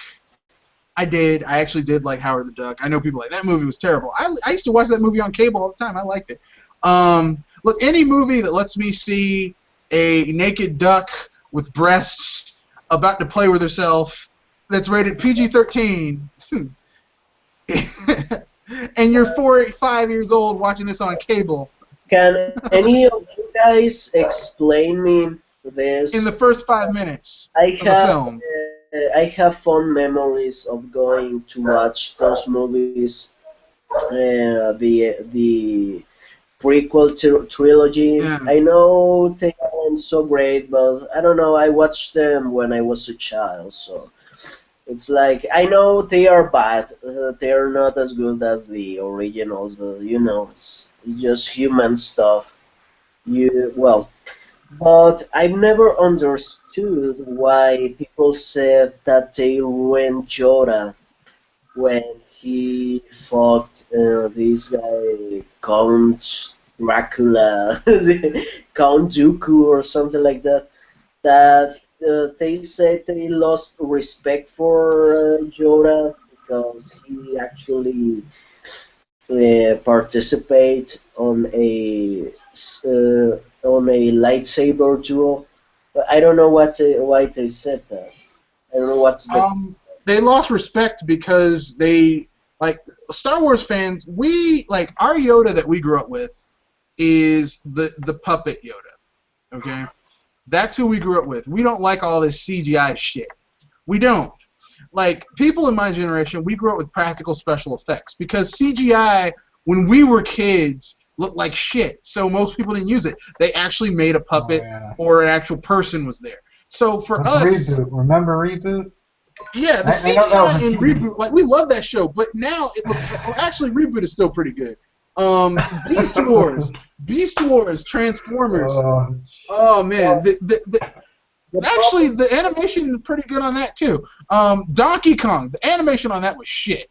Okay. I hear from people who said that they lost respect isn't due to the effects, but the concept that Yoda um, participate on the duel. Like they didn't like the fact that he actually participated. Yeah. Why would Yoda not fight? I mean, like the thing is this: Yoda is like a Jedi Master. Okay, not only is he a Jedi Master, he is the Jedi Master. He's like he doesn't have an official title, but of all the Jedis who were on the council, Yoda was obviously the most powerful one there. So, I mean, you don't get to be that powerful just by being really good at using the Force. Although he was really good at using the Force. Yeah. But he also obviously had to be good at other shit too. Yeah. So I don't see why people get so upset. Like, it would make a difference if the fight was with a puppet. First off, it's just some people take the philosophy of Star Wars way too far. Me personally, like, let me put it this way: after the Phantom Menace, anything else that happened after that, I was just like, look, let's finish this trilogy so I don't have to see this shit anymore. Like that's how I felt. I was like the prequel trilogy is like, okay, watch this first film, see Qui-Gon Jinn, he's a pretty cool Jedi. See Obi-Wan Kenobi get knocked the fuck out like 3 times in the first movie, and see a young Anakin Skywalker flirt with like a girl who's like 10 years older than he is, which is really fucking creepy. That was weird. I was that like, was weird. This is like the like as a kid, I didn't really get it, but when you think about it now, it's just like, oh man, that's so weird. That makes no I sense. watched it. I was like, what is this shit? Because here's the thing, okay, and this is just a little confession for you guys. When I was in the 5th grade, I like the first girl that I had a crush on was like we were in the same grade, but she was way taller than me, and way more mature, and way more like she actually had like womanly features, okay? And like I pursued the hell out of her, and we were the same age, but she was so much taller than me. It was just really, really hard. Why in the hell would you have like that'd be like a 12-year-old trying to hit on an 18-year-old? That's just creepy. Yeah. Speaking about creepy, the actress who portrayed what's the name? What was the name of Anakin's wife? Princess Amidala. Yeah, it is Natalie actually. Portman. Yeah, so in Star Wars, she falls in love from a guy who's way younger than him, right? Like she's But 10 years older than he is. Yes. yeah, but on the movie from 1994, Leon the Professional, when she's a child, she falls in love from a guy who's really older than her. Yeah. I'm gonna tell you something about Natalie Portman, man. She is a really fucking good actress, though. Yeah, Like she was one of the few people who was actually acting in that fucking film, because no, Hayden Christensen wasn't acting. Like the best part about the Star Wars prequel trilogy was the end. Like literally seeing Obi-Wan Kenobi on that battle on Mustafar slice the shit out of Anakin, him fall on the bank of the Hell River, and he gets lit on fire. It's like, ah! I'm like, man, that sucks for you, bro. John, I hate you. Yeah, it Yeah, when was. I saw that shit, I was like, yeah, this shit's awesome. It was. I really liked the third movie. The only problem is that the fight scene when they fight on that fire planet, Yeah. it's too long. No, Mustafar, no, Mustafar, it had to be long because they had to have all those acrobatical special effects. Now, the thing is that, like, the fight was meant to show, like, the complete and total fall of Anakin Skywalker. Like, he had to, like, damn. I'm not gonna get into it. I will do we'll do a podcast one day where we'll talk about the mythos of Star Wars, because actually, like, here's the thing. George Lucas has some good ideas. His execution sucks, which is a completely different thing. The only movie I actually really like of the prequels is the third movie because Yeah. it was a spectacle. It Well, was a yeah. spectacle. That's the only Yeah, reason I liked it. and the best thing about the third movie is at the very end where whiny bitch ass Anakin becomes Darth Vader. Like, and I don't mean like he gets called Darth Vader after they treat Samuel L. Mace Windu Yeah. Jackson like a bitch and throw him out of a window, but but but but I mean, when he really becomes Darth Vader, he gets the breather and the mask, and he's all breathing. At the very end of the movie, he's watching this. They're starting the construction on the Death Star, and he's like standing there looking at the shit, and you hear the breathing and shit. I'm like, okay, we're back where we need to be. I mean, and here's the thing. If you're a Star Wars fan, the prequel movie, okay, if you're a Star Wars fan of the history and the lore, there's a lot of shit in the prequels that you'll like. Like, there's a lot of shit where you'll learn a lot of lore, like where they got the plans for the Death Star to make the Death Star, where the stormtroopers came from, what were the precursors to the Star Destroyers and the X-Wings and all that shit. You see it in this film. You learn in those films. You learn why people don't like droids. Yeah, there's one thing that I consider one of the smartest decisions they made for Star Wars, that they decided to dub Darth Vader's voice. Well, I mean, that's all they could do. I mean, because they've Yeah, all. the Like, have you guys, heard the dude? I watched the footage of, like, Yeah. the raw footage, like the voice of the actor, like, take her away. He sounds ridiculous. I mean, they had to go get James Earl Jones to fix that shit. Yeah. Search your feelings. You know it to be true. Yeah. No, it's not true. Yeah. Do you know how awesome it would be to have Lord Vader be your dad?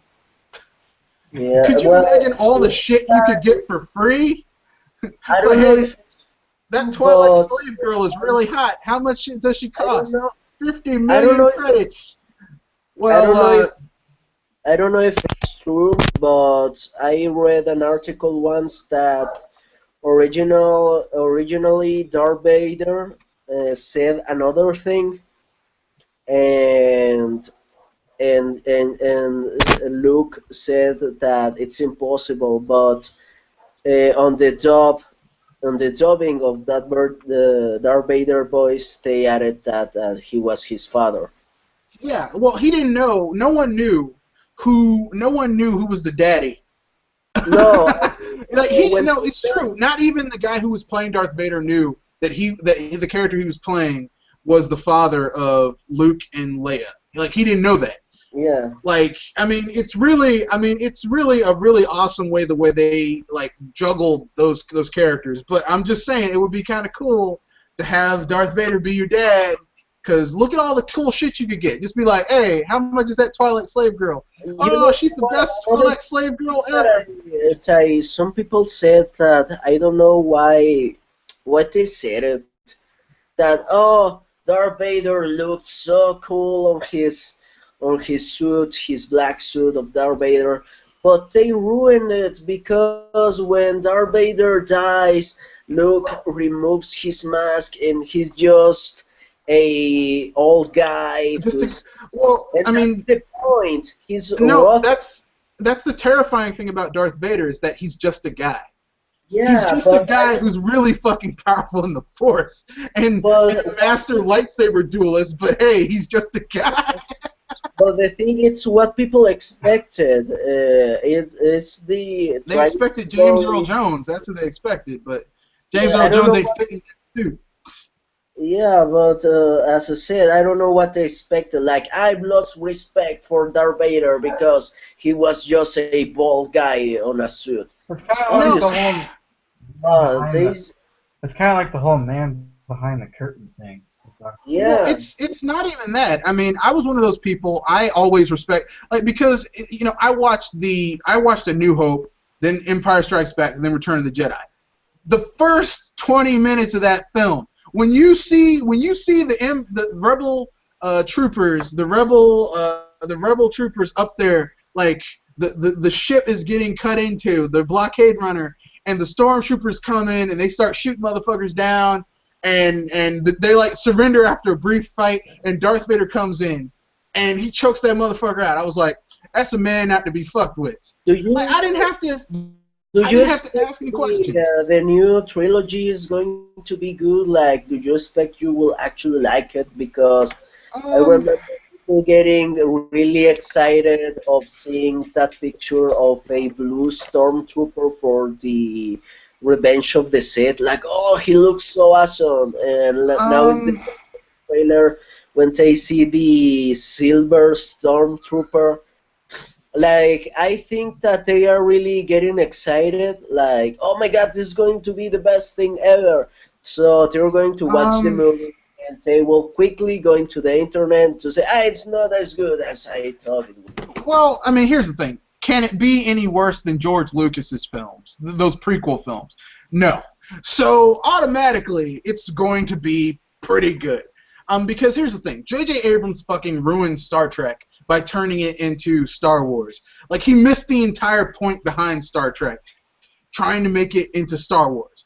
So now he's gotten the IP he wants. No, he's going to Star Wars. Well, it made like $1 trillion, so I guess he did something. So he better. Here's the thing. With Star Trek, it's not just about the money. It's about the essence of what Star Trek is. Star Trek is not.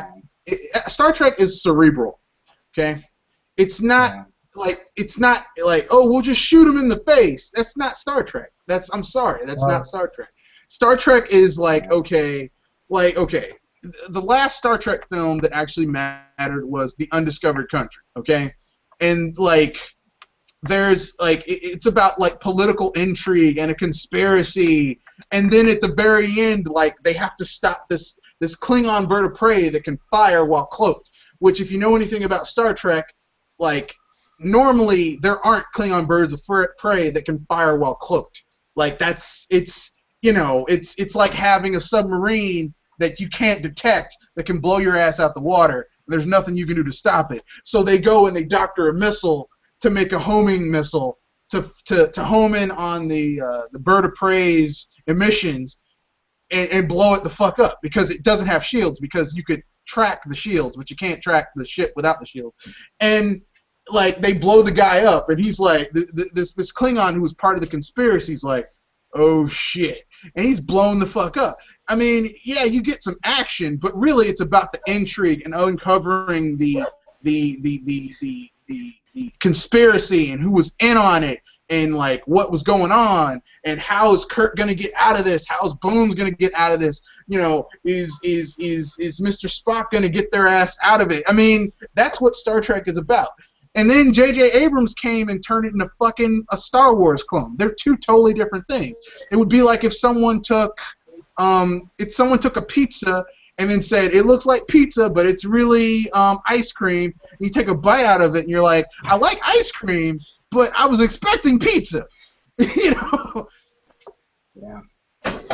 Yeah, I see what you're saying, and you know, I like the Star Trek one, the first one.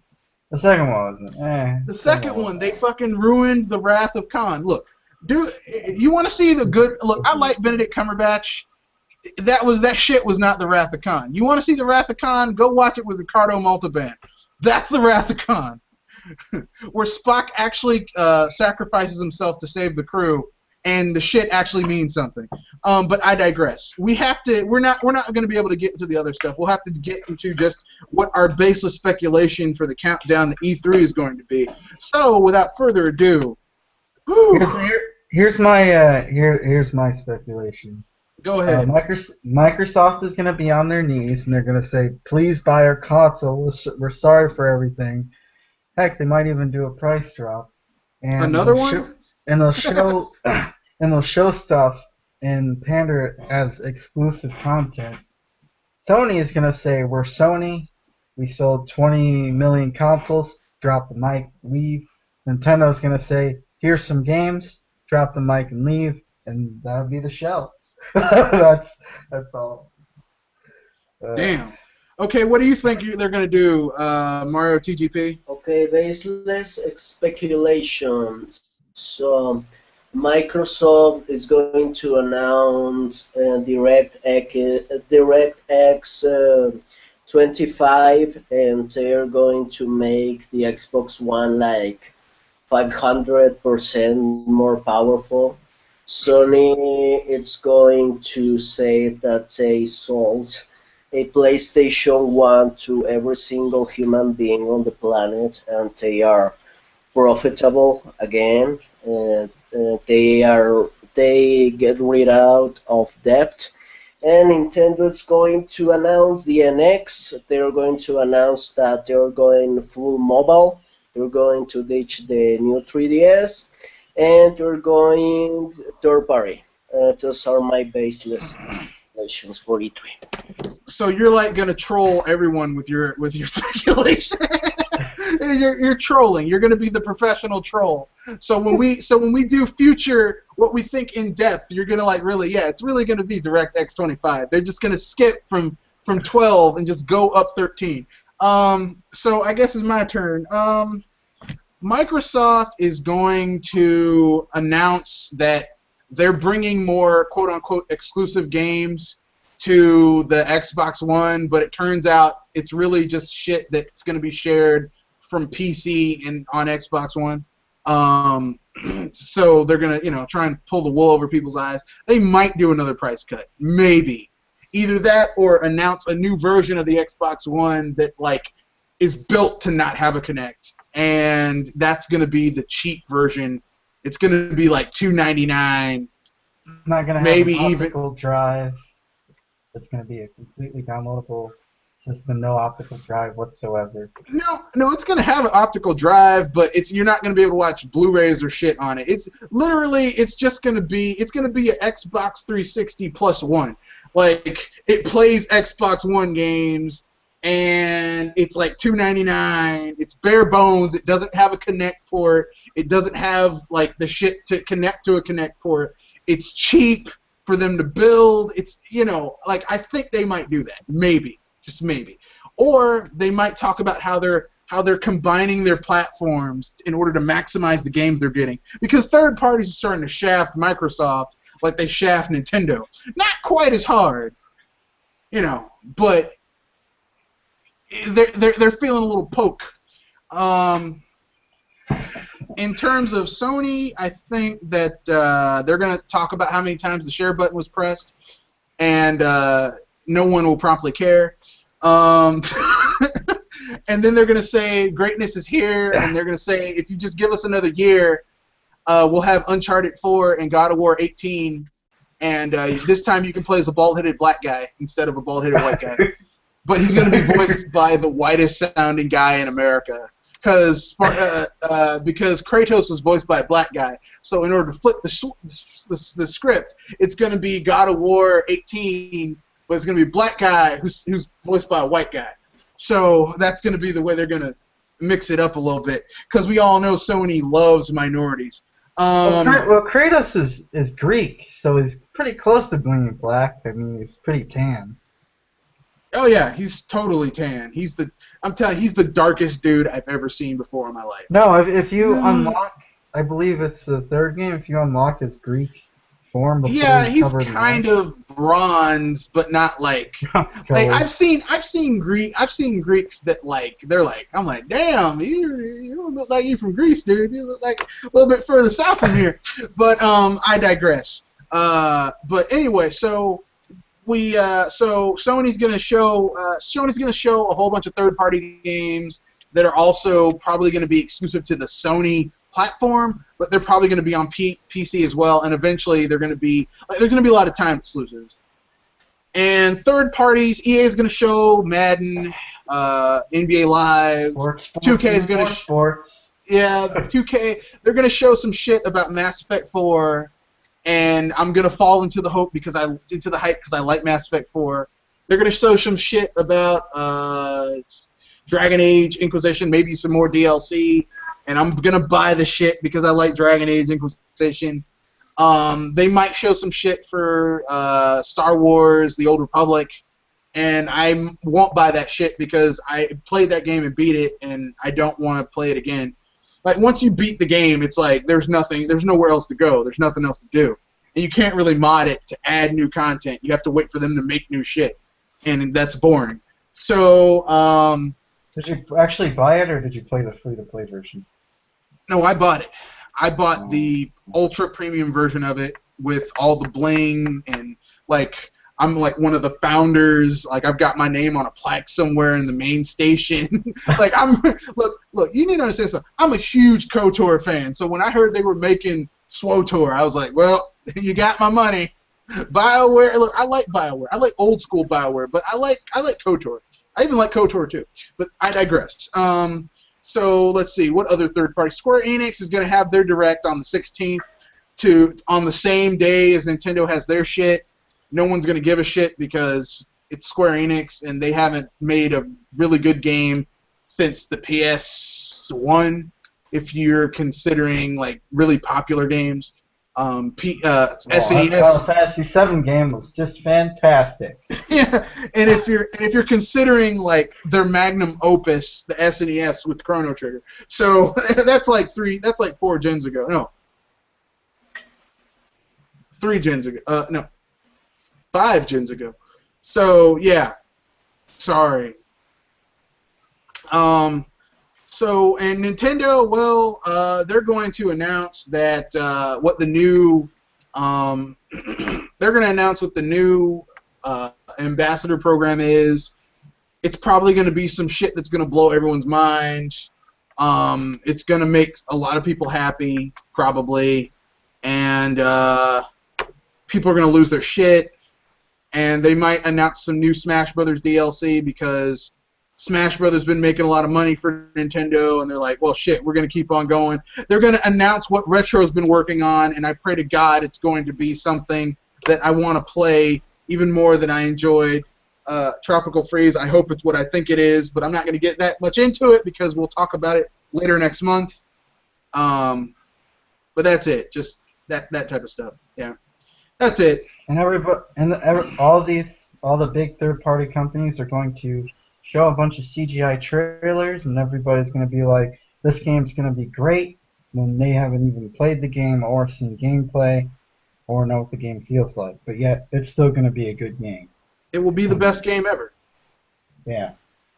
I just don't understand that. It's like when you look at a trailer, you should think, oh, this trailer looks interesting. I can't wait to see what the game is going to be like when I actually get to play it. Not say, oh, this game's going to be awesome. It's just like, why would you put your hopes up that high? People do that all the time. I don't know why the hell they do that. Like, the thing is this, like, a trailer, like, okay, if you have a company that it's a really simple premise to get across and it's actual gameplay, okay then. Like, Mortal Kombat is, generally speaking, they show gameplay. Street Fighter, generally speaking, they show gameplay. But a lot of these third-party companies, it's all just a bunch of fucking CGI. And, I mean, like, I don't trust a lot of CGI. I just don't. I don't trust a lot of CGI. I mean, it could be because I'm crazy, but I just don't trust a lot of CGI. We've got 2 questions from subscribers. I would like to give it to you guys to answer these questions. They're on my discussion channel, so I can't really put them in the chat, but I'll just read them to you guys.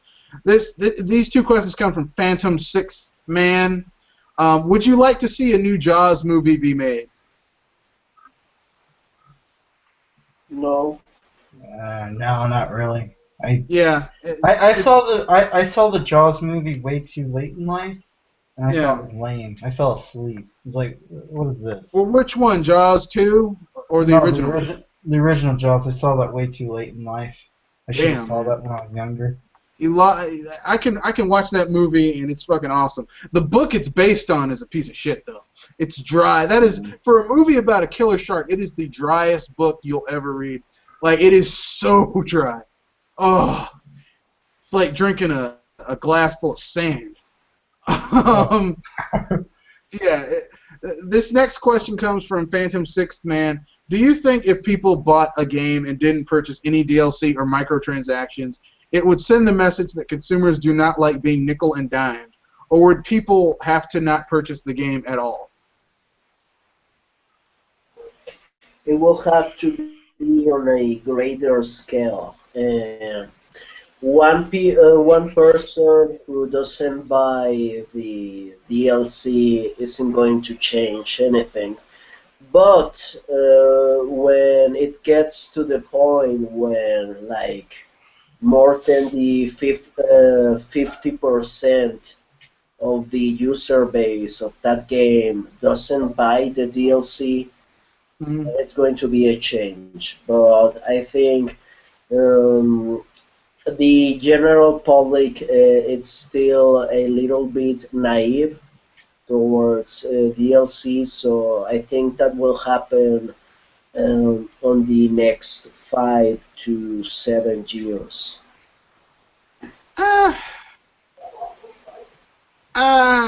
What can I say? Shit. I think that the only way it'll change is if people, like, it's not enough just to not buy the DLC, because then they'll just cut out, they won't provide it to you. Like, they'll cut out content from games, because they're like, it's too expensive to make this game, so we're going to cut out content and never release it. Like, you have to demand that they get their budgets in order. Let's say, look, don't use the most expensive graphical engine.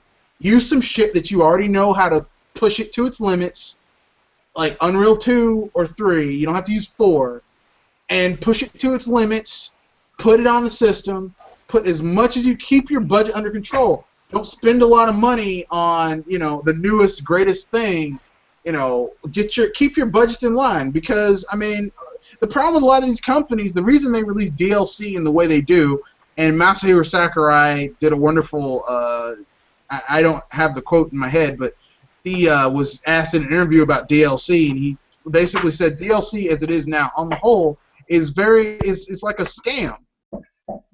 You know, I mean, they cut out bits and pieces of a game so that you get like you get like 75% of a game, and the other 25% you pay for as in season pass or some other shit. It's ridiculous. And they're bringing the free to play model to fully priced games, Yeah, which is just bizarre. You're paying $60 for a game. and there's more And shit you got to buy.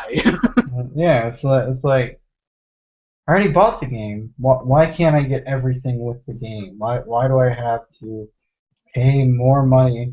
And the fact is maybe I don't want everything, but still, don't quit cutting the game and don't announce DLC packs before the first trailer comes out. I mean, jeez. Well, the frightening thing about all of this is that we're seeing like something that's really creeping me the fuck out. And it's basically what I'm saying is a lot of people basically like people defending these DLC practices where people are like, oh well, this is how you do DLC. No, it isn't. Look, if you're putting something in your game, if you're putting something as DLC in your game that last gen was shit that you unlocked just by playing the game, or the gen before that was shit that you unlocked just by playing the game, that's not DLC. That's shit that you took out of the game, and now you're basically like charging me for it. Yep. That excuse that the developers of Evolve try to pull the excuse for the expensive DLC, like, you got to understand we have families to feed. Oh God. Like Oh. everyone else. No, it's not even that. It's like you can't keep your shit under budget.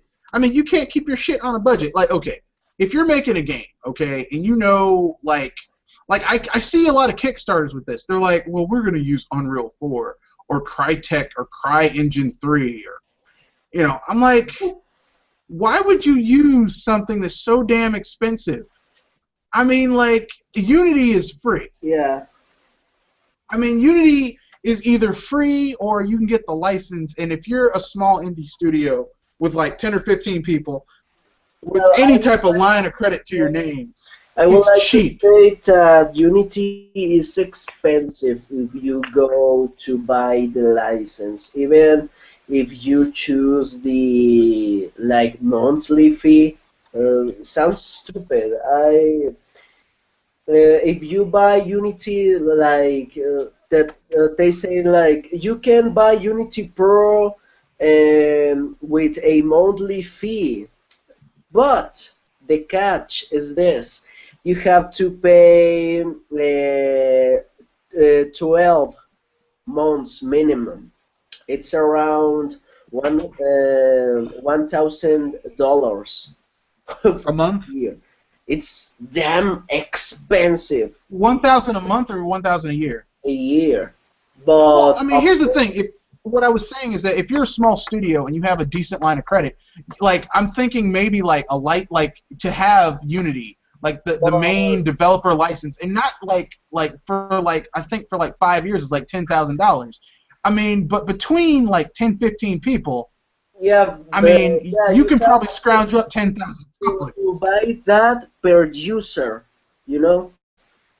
So you better have only one programmer if you want that to be cheap. But No, you I'm want just saying. People who says that they really need to buy Unity Pro, if they are indie, they are lying to you. They don't need it. They don't need Well, it. I mean, I'm not saying they have to. I'm just simply saying that Unity, even if you buy it, is still a relatively cheap compared to Unreal and CryEngine. It's cheaper because even though Unreal's like, oh well, we're giving people development tools for free, bullshit, because you got to make money somewhere. Yeah, but the only difference between the free version and the pro version is that you have a tool for analytics to show you the performance of the game. But you Yeah. can buy the free version and just be careful about what you code. Yeah, I mean, I'm not saying that it's not. I'm just simply saying that, like, it seems like, okay, if you are serious about using Unity and you don't want to pay a monthly, like a yearly fee, you just get like the 5-year license or whatever, and you pay your $10,000 or whatever, and you're like, okay, it's $10,000. There's 10 of us. Boom. Okay, you spend your money. You get into coding. You do your stuff. You don't have to worry about it. You get your patches, your updates, your content updates, all that shit. Okay. There's been a lot of Kickstarter and Indiegogo projects that people invest their money and they got ripped off. Why? Because people like to, for some reason, give the money to people that they are just popular, like the Jogcast game, like the guys who play Minecraft on YouTube and they are really popular. They just I don't know, like thousands of dollars. They just went to the bin. Well, it's not just that. It's like the problem with Kickstarter is that there's no accountability. Like there's other crowdfunding sources that, like, if the money reaches a certain deadline and like whatever crowdsourcing place like matches it 30% or 50% or even 100% or 80% or whatever, like you're obligated to produce. Like it's like you're in a job. You have to produce something. Kickstarter, it's like they could say, well, my dog got sick, and fuck you guys, and run off, basically. And at least a Kickstarter, it's a really good real-world example to show people in a really affordable way to know how investors feel, like how a AAA investor feel. When a Kickstarter project goes down and you feel like, oh my God, I wasted $5 investing on this project, and you get worried and you get mad. But that were just $5. Now imagine how the investors from AAA titles feel when something like that happens, and they invest like hundreds of thousands of dollars. Well, I mean, that gives you an example of how, like of the real world. Like you get a little bit of reality. Well, I would agree with you except for one small problem. Investors have more say in whether a game comes out or not. Because, look at all the broken-ass games that come out from companies that have investors. Because they have to meet their deadline. Because if they don't, the investors are going to say, some people are going to have to get fired. We're going to cut funding to this branch of the company. And, those dudes are fucked. So they have to put out a game, which is why we got broken-ass Assassin's Creed Unity. There's no way in hell that Ubisoft didn't know that game was broken. They just thought that people would take it and say, well, it'll eventually get patched, because that's the way gaming is. That's modern gaming. It'll get patched eventually. Yeah, don't get me started with Ubisoft. The internet was an unfortunate Trojan horse. Oh yeah. Especially for consoles. I would to suggest to anyone who's thinking about investing on a Kickstarter of Indiegogo is that at least make sure that the people, if it's a video game project, that there's people that know what the hell are they doing. Like, don't fund projects from YouTube guys because they just don't have any experience. It's shady as fuck. At least there must be a demo, like a short demo, for you to see how the game will be like. Patreon is worse. Because I've seen a lot of Kickstarter projects for video games that are huge projects, like open world, like the best game ever. It's going to have everything, but there's no demo, there's no footage. The project hasn't even started. But how did they convince people to invest money? because most of those projects had really good concept art, Yep. like really impressive concept And they art. spin and But concept art is they nothing. spin a web. They spin a dream to you about how awesome this game's going to be. Like, Yeah, I'm going to tell you, like, I've only backed 3 Kickstarters, and all of them were successful, and all of them yeah, produced something.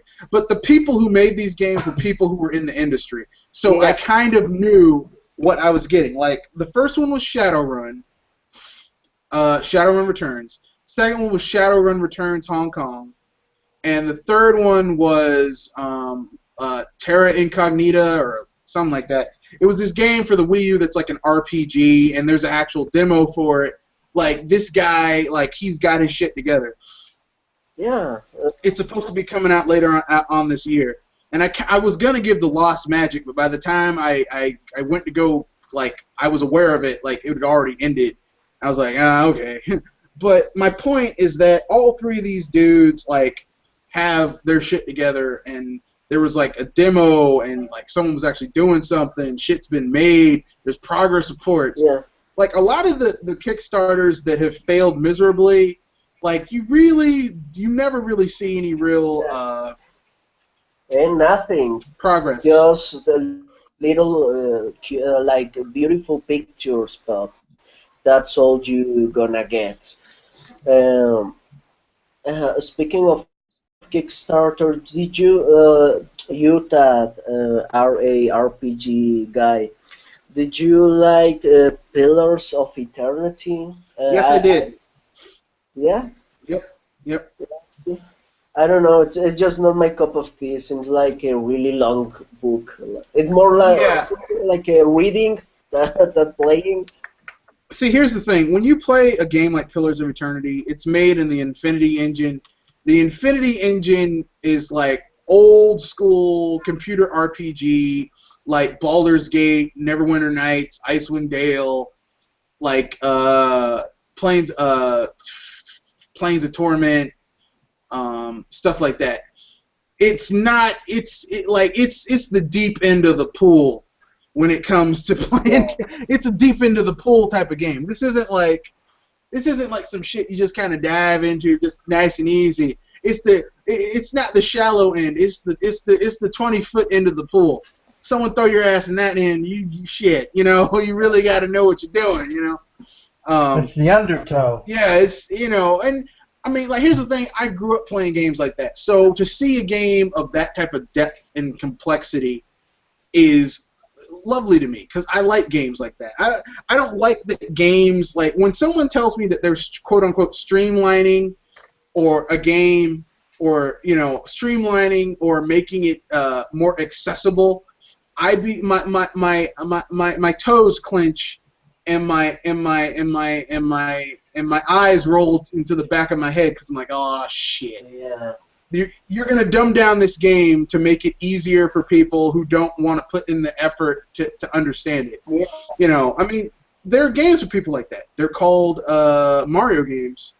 Like Mario games, yeah, they start off very easy. They kind of get you into it, but then they ramp up the difficulties to the point while once you get to the 8th world, you're like, shit, I didn't even know I could do any of this shit by the end of the game.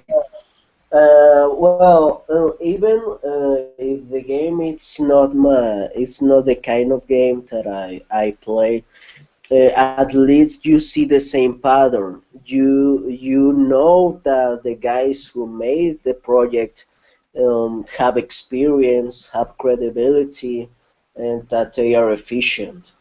So yeah, and another advice will be that you never ever fund any Double Fine project again. Never. That's not true. Don't listen to them. If Double Fine says they want to fund Psychonauts 2, do it. Yeah, they never. Do it. They never finish anything. So does Obsidian never finishes anything, and yet we got Pillars of Eternity. Like, here's the thing, okay? Double Fine, look, I know people have issues with Tim Schafer.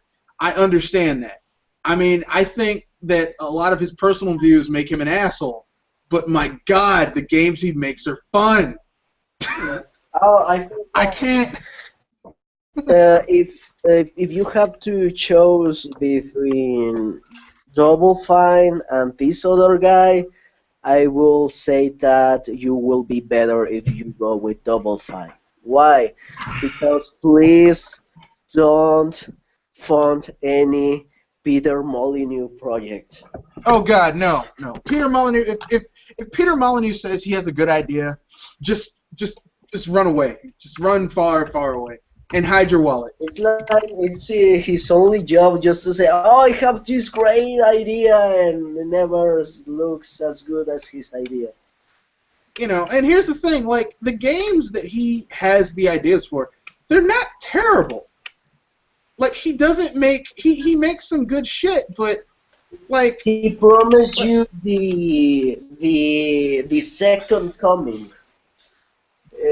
He promised you the stars, like the best thing ever, and yeah, but get hyped, and then get disappointed, and but then here's the thing: like apologize and say, his games aren't terrible. Like okay, Populous is not a bad game.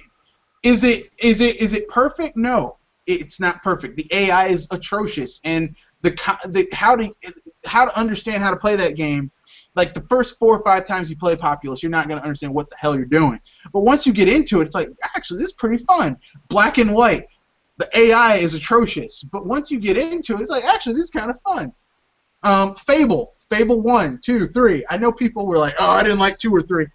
I have never played Fable 2 because it's an Xbox 360 exclusive, and I'm not getting an Xbox 360 just to play Fable 2. But Fable 1 and Fable 3, I love those games. They're some of my favorite games of all time. But they have their issues. But if you don't let yourself get hyped up by Peter Molyneux's bullshit, you understand. You find out, wow, this guy's actually pretty cool. If you let him hype you up, then you're gonna be like, fuck. yeah. Also, the guy flip flopped on when he said a couple of months that the indie scene it was going to die, right? So months after he goes indie, so I mean, the thing you have to understand about Peter Molyneux is that, like, first of all, Peter Molyneux is fucking rich. He's loaded. So why in the hell is he, like, working on... Like, if I were Peter Molyneux, I'd just start my own studio.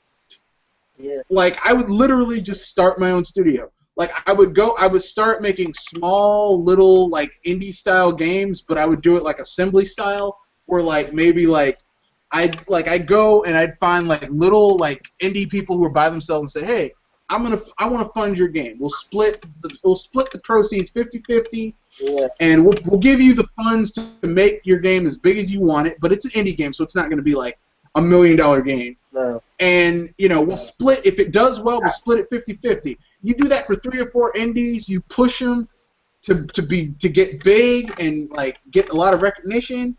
He makes a little bit of money, you make some money, not you personally, but it could be you personally. Whoever the indies that he's pushing makes money, they get some exposure, they get some experience in the industry. I mean, that'd be awesome, but Molyneux, I mean, Godus, that game where you're tapping a brick wall on your phone. Like, what the fuck is this shit? I'm sorry.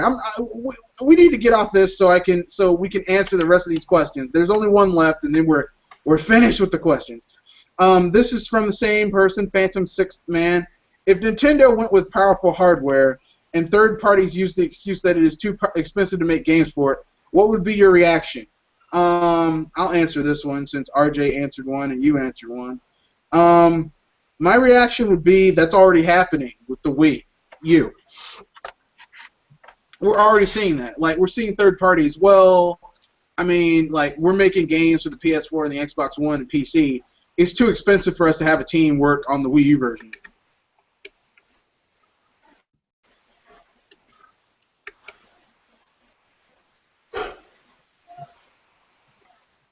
Yeah. I think it's. I think they could give. They could give the most powerful system ever created by man, easy to develop for. See, the thing is, third party fears having their games on Nintendo's platform because they fear Nintendo ruling the industry again. They don't want Nintendo to rule the industry. They Yep. they want to they like and they won't get the handouts like they would from Microsoft and Sony. Yep. I mean, Microsoft and Sony have cannibalized themselves trying to. I mean, they've cannibalized themselves trying to cater to third parties. And Microsoft and Sony just won't figure it out. Like, Microsoft is still fucking giving money to third parties. Sony still giving money to third parties. Sony is bleeding money out of their ass. They're still giving money to third parties. I'm like, I don't understand that, but whatever. The question was if Nintendo makes a more powerful hardware and what? Okay, here's a question. If Nintendo were to make more powerful hardware, and here, let me find it again. God damn it! Come up! Ugh, YouTube acting like a little bitch. Stop acting like a little bitch. I had it up here at one point, but then it got all weak and pathetic. Here it is. It's coming up, slowly but surely. If Nintendo went with powerful hardware and third parties use the excuse that it is too expensive to make games for, what would be your reaction? I will say that before they said that it's expensive to make games, they will say that even if the Nintendo console is more powerful, our games doesn't sell well enough on Nintendo systems. They will say that. So they won't even bother to say it's expensive. They will say that people with Nintendo hardware only buys dance games. Yeah. Yeah. There will always be an excuse. Always.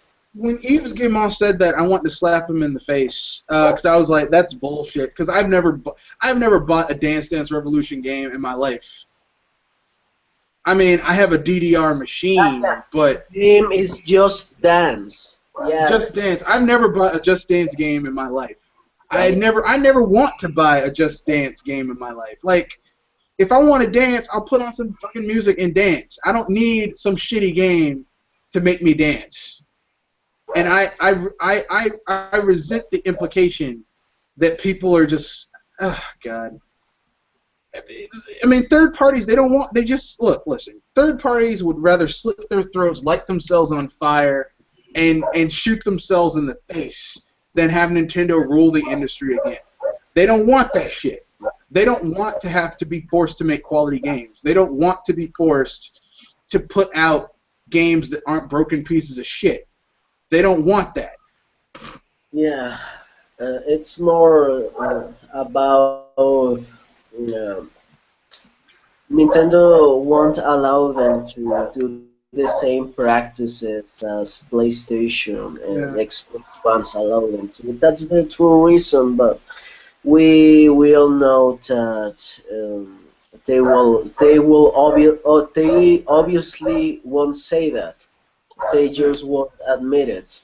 If I was in charge of Ubisoft, like if I was the CEO or something like that, I obviously won't say that. I will make an excuse. That's the job of a CEO when when they have to say something publicly. You know? Look, Nintendo fans buy Just Dance, which is bullshit because, you know, we only buy Ubisoft babies and imagine, you know, the reason why they sabotaged the shit out of Rayman Legends and Watch Dogs on the Wii U. I mean, they sabotaged the shit out of those two games. They sabotaged the shit out of Zombie U. I mean, like, it's one thing if you don't like a company, but it's like these people are allergic to money. Yeah. And did you guys know that Bayonetta 2 is a flop? Did you know that? Did you know that Bayonetta 3 is going to be multi-platform and on PC? Did you know that? Well, I'm gonna tell you, like Hideki Kamiya told that dude on Twitter. You want Bayonetta 2 to come to the PS4 and the Xbox One? Go ask Nintendo since they paid for it to get made. Did you know that Xenoblade Chronicles X should be released on PC? Did you know that? Because it's going to flop. Did you know that? Yeah, it's yeah. You know, I always laugh my ass off when Nintendo gets exclusives that other people are jealous about because I never get jealous of other console shit. Like, I don't get jealous about Microsoft's exclusives. Like, I don't care. Like that. I don't give a shit. I really need Sunset Overdrive. Yeah, Sunset Overdrive looks like an awesome game. Am I going to get an Xbox One to play it? Fuck no. Look, I have a friend who has the system. I really need to play Bloodborne on the Wii U. Oh God, no. I played Bloodborne for 3 hours. That game is boring to me.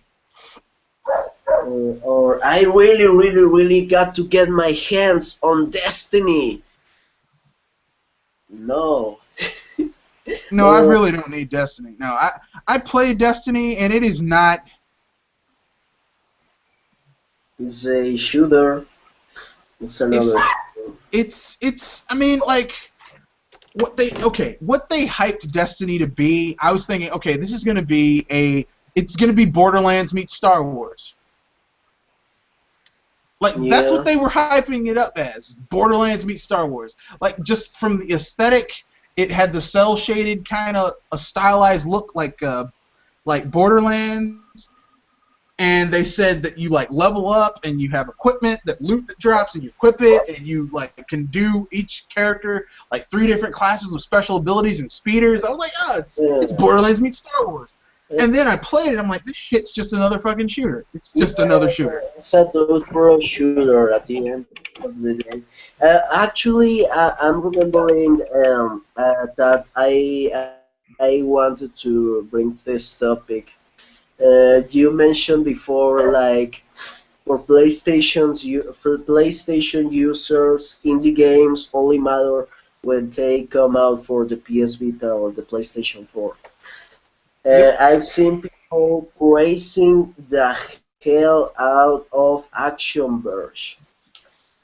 That retro Metroidvania game. Yeah. Like, oh my god, this story, it's so deep. Like, okay, get this. Your guy and the bad guy, the both of you are clones. Oh my god, it's the same plot of the NES game Vice Project Doom. It's the same plot. The same plot twist. Well, I'm not going to say that. I'll say that Axiom Verge is just a generic Metroidvania game. It's a generic Metroidvania game that doesn't do anything new or any better than what Nintendo has done with their Metroidvania games. But you with their Metroid games. Vice Project 2? No, I've played Axiom Verge. But you don't play the NES game Vice Project 2. I've heard of Vice Project Doom. It's it's actually a clone of another game from Japan. Yeah, but as I said, on Action Verge, the plot twist is that you are a clone of the main villain, you know.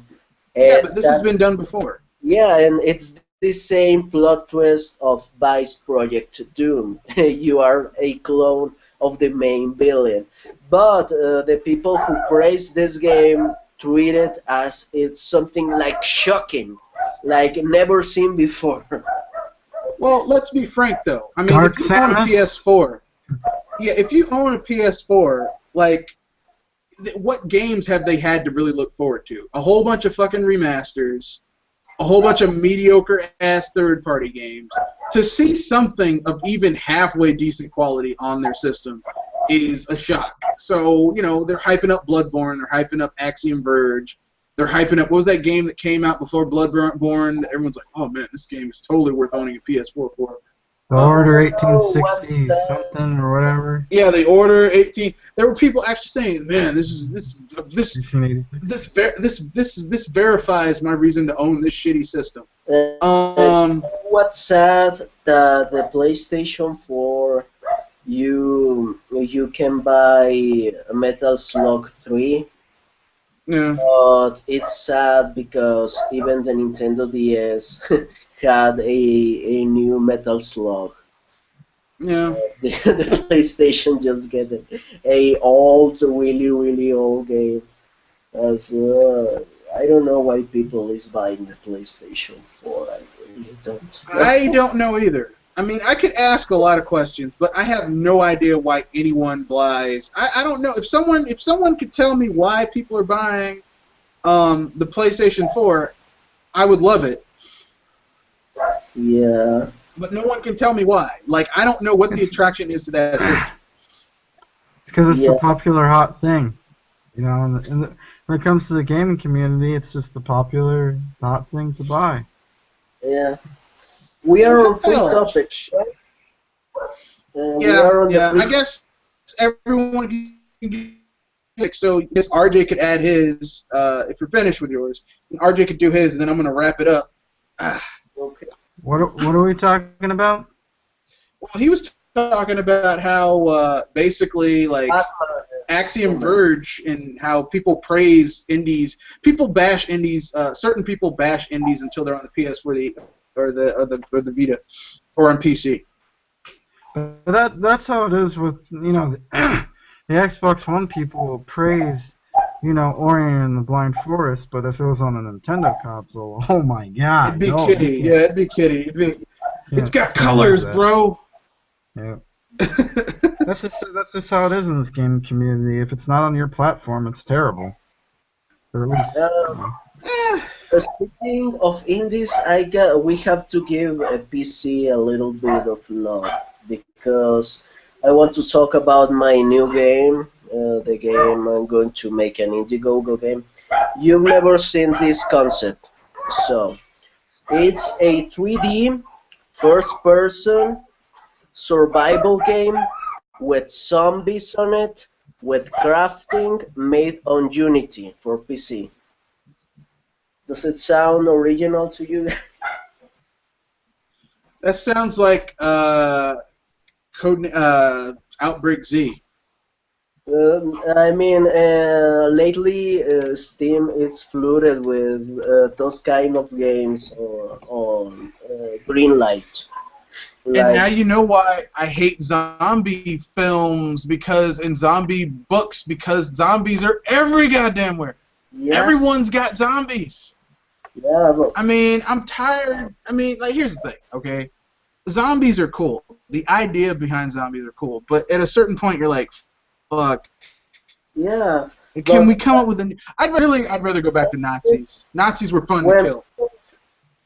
People have said that the Wii U has a game drought. There's no games on the Wii U. There's games, always there's games, but there's games that aren't, how can I say it, that important. Like, not many people are looking forward to them.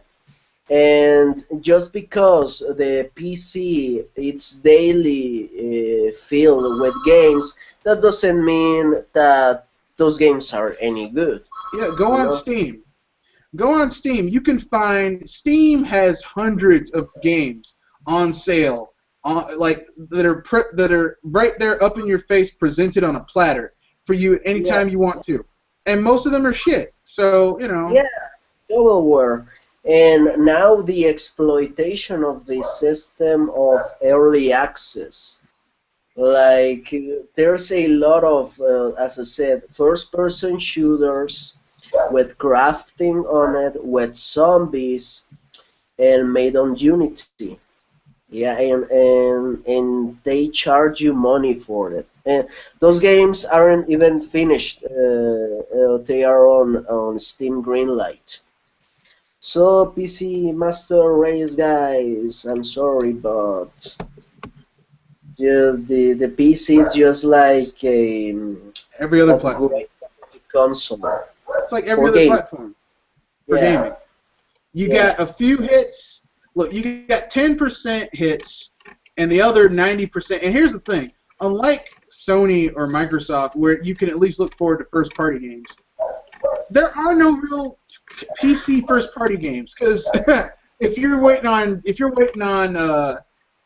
Gabe Newell and Steam to drop Half-Life 3 and Team Fortress 3 and Left 4 Dead 3, you're going to be waiting a long time. Or Portal 3. So, The gaming drought is the change of mentality that now people want quality games as they want summer blockbuster movies. They want games like yearly good games. That's never going to happen. well, Good it games is. take It time. is. If you're a Nintendo fan, you'll at least every year you'll get at least 1 to 2 really good games. So you're Microsoft, Yeah. I don't know, dude. I don't know. You might be waiting a little bit, you know. Yeah. But So you're I going to digress. the Daredevil discussion for another podcast. That will be good. Yeah, So, because so we're I can getting we're getting kind of long in the tooth. So, anyone wanna push anything before we're finished? uh, no. Well, Uh, Olivia Munn. Have you guys? go on. Yes. When one more movie topic. Have you guys ever heard of Olivia Munn? Yes, I She Ooh. have. started off. She started She was out on on G4 TV. G4. Yeah. Yeah. Well, apparently she's gonna be in the new X-Men movie, Yeah, she's gonna be which Psylocke. is kind Well, of weird. she's hot enough to be Psylocke. I mean, if all you need to be Psylocke is have dark colored hair and be kind of hot, I mean, it works out well for her. So, yeah. Has she been in any other movies? She has had bit roles in like maybe 2 or 3 films, like nothing I really just don't. major. I just don't see her being a very good actress. Well, I mean, she's not a terrible actor. She just hasn't been in enough, like, she hasn't had and been in enough things in order for her to really, like, for people to really know her. You know what I mean? Like, she's kind of like how who was someone who, like, you just didn't, like, remember when Scarlett Johansson wasn't in really, like, she only had like a few bit roles and no one knew who the hell she was. I guess so. Yeah. That's basically where Olivia Munn is, except I don't think she's ever going to be like Scarlett Johansson, because Scarlett Johansson can do serious, she can do funny, she can do actiony. You know, she's got the whole gamut of stuff. Yeah. But yeah, she's going to be Psylocke, and I remember her from G4 TV, and she left. So yeah. Yeah. They all left. I think Kevin Pereira was kind of the. He was the first one to leave. Yeah. Oh, he was the first one to leave. I thought he was the last one to leave. No, it was Kevin Pereira, and then shortly after Kevin Pereira left, Adam Sessler left, and Adam Sessler, Mr. Sessler. You know, the sad thing is that I used to like Adam Sessler, and then He's gotten a little odd over the years. he's kind of a douchebag. But I mean, like, here's the thing: the thing I liked about Adam Sessler is that back in the day, he would tell it like it was. Like, if a Yeah. game was shit, he'd be like, "This game is shit. The game is Yeah. good. This game is good." You know, Yep. here's why. Like, I like people who tell, like, I hate these people nowadays, these so-called critics who call themselves like angry or perturbed Mr. T or slightly discombobulated Yosef, and they do a review and they bitch and complain and then they give it a good score. I'm like, well, why are you bitching and complaining and give it a good score? Because I'm gonna tell you right now, if I tell you something is shit, I'm not gonna be giving it any. I'm not. Well, first of all, I don't give numerical scores. But if I tell you something shit, I'm not telling you it's shit because I have a personal vendetta against it. I'm telling you shit because it's shit. And the thing about G4, it kind of started to die, probably I think around 2007, 2008. They were on life support for a while. It just got really weird. Like it started to get further away from video games and it became something else. Yeah, they tried to turn it into fan TV. Like they merged with Spike for a little bit, and it got weird. I'm like, come on, man, just make a damn movie about, you know, just make a G4 was at its best when it just talked about video games, you know. Yeah. Well, G4 just kind of lost its relevance when a lot of these major sites came up, like IGN and, you know, YouTube. And they could post stuff on YouTube, so it's just, I don't know. I think G4 was bound to die sooner or later. Well, when they got bought out by NBC, they were definitely screwed. NBC will shut down a low-performing channel like that. But on that note, let's wrap this up. Who wants to give their sign off? I will. First. Okay. Go ahead, sir. Where? Oh, okay. I'm married to GP. I hope to participate on the next podcast, and we you owners get happy because this year we will get Xenoblade Chronicles X. It's near every day, and we will get a localization of Fatal Frame 5. Those are good news. Also, we will get the Fire Emblem and Shin Megami Tensei, or I will say Fire Emblem Persona crossover. So it's going to be a great year. So yeah, and don't get for people who said that the game looks too Japanese, because let's be honest, Persona looks looks as Japanese as this crossover. Yep. Yeah. And I love it. RJ, your turn.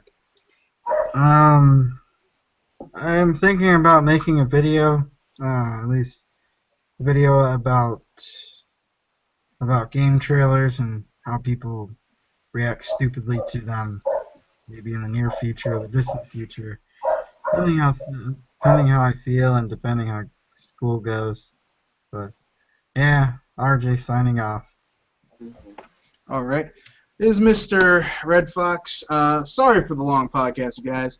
But, you know, look, this BS Buster, sometimes we go off on tangents, but it's all shit that needs to be talked about. With that being said, stay tuned. I'll probably drop some vids this week about my excitement about the upcoming Avengers 2. Ha ha ha. Yeah, whatever. And other stuff, some gaming-related stuff as well. I'll probably start my 3-part review of GTA PC version, GTA 5 PC version, so look forward to that. And that's it. You probably won't see me until, officially this podcast won't return until next week, Saturday. Same bat time, same bat place, but it'll be on a different day. Haha. So with that being said, I wish you guys good night, and remember, just play your games. Good night.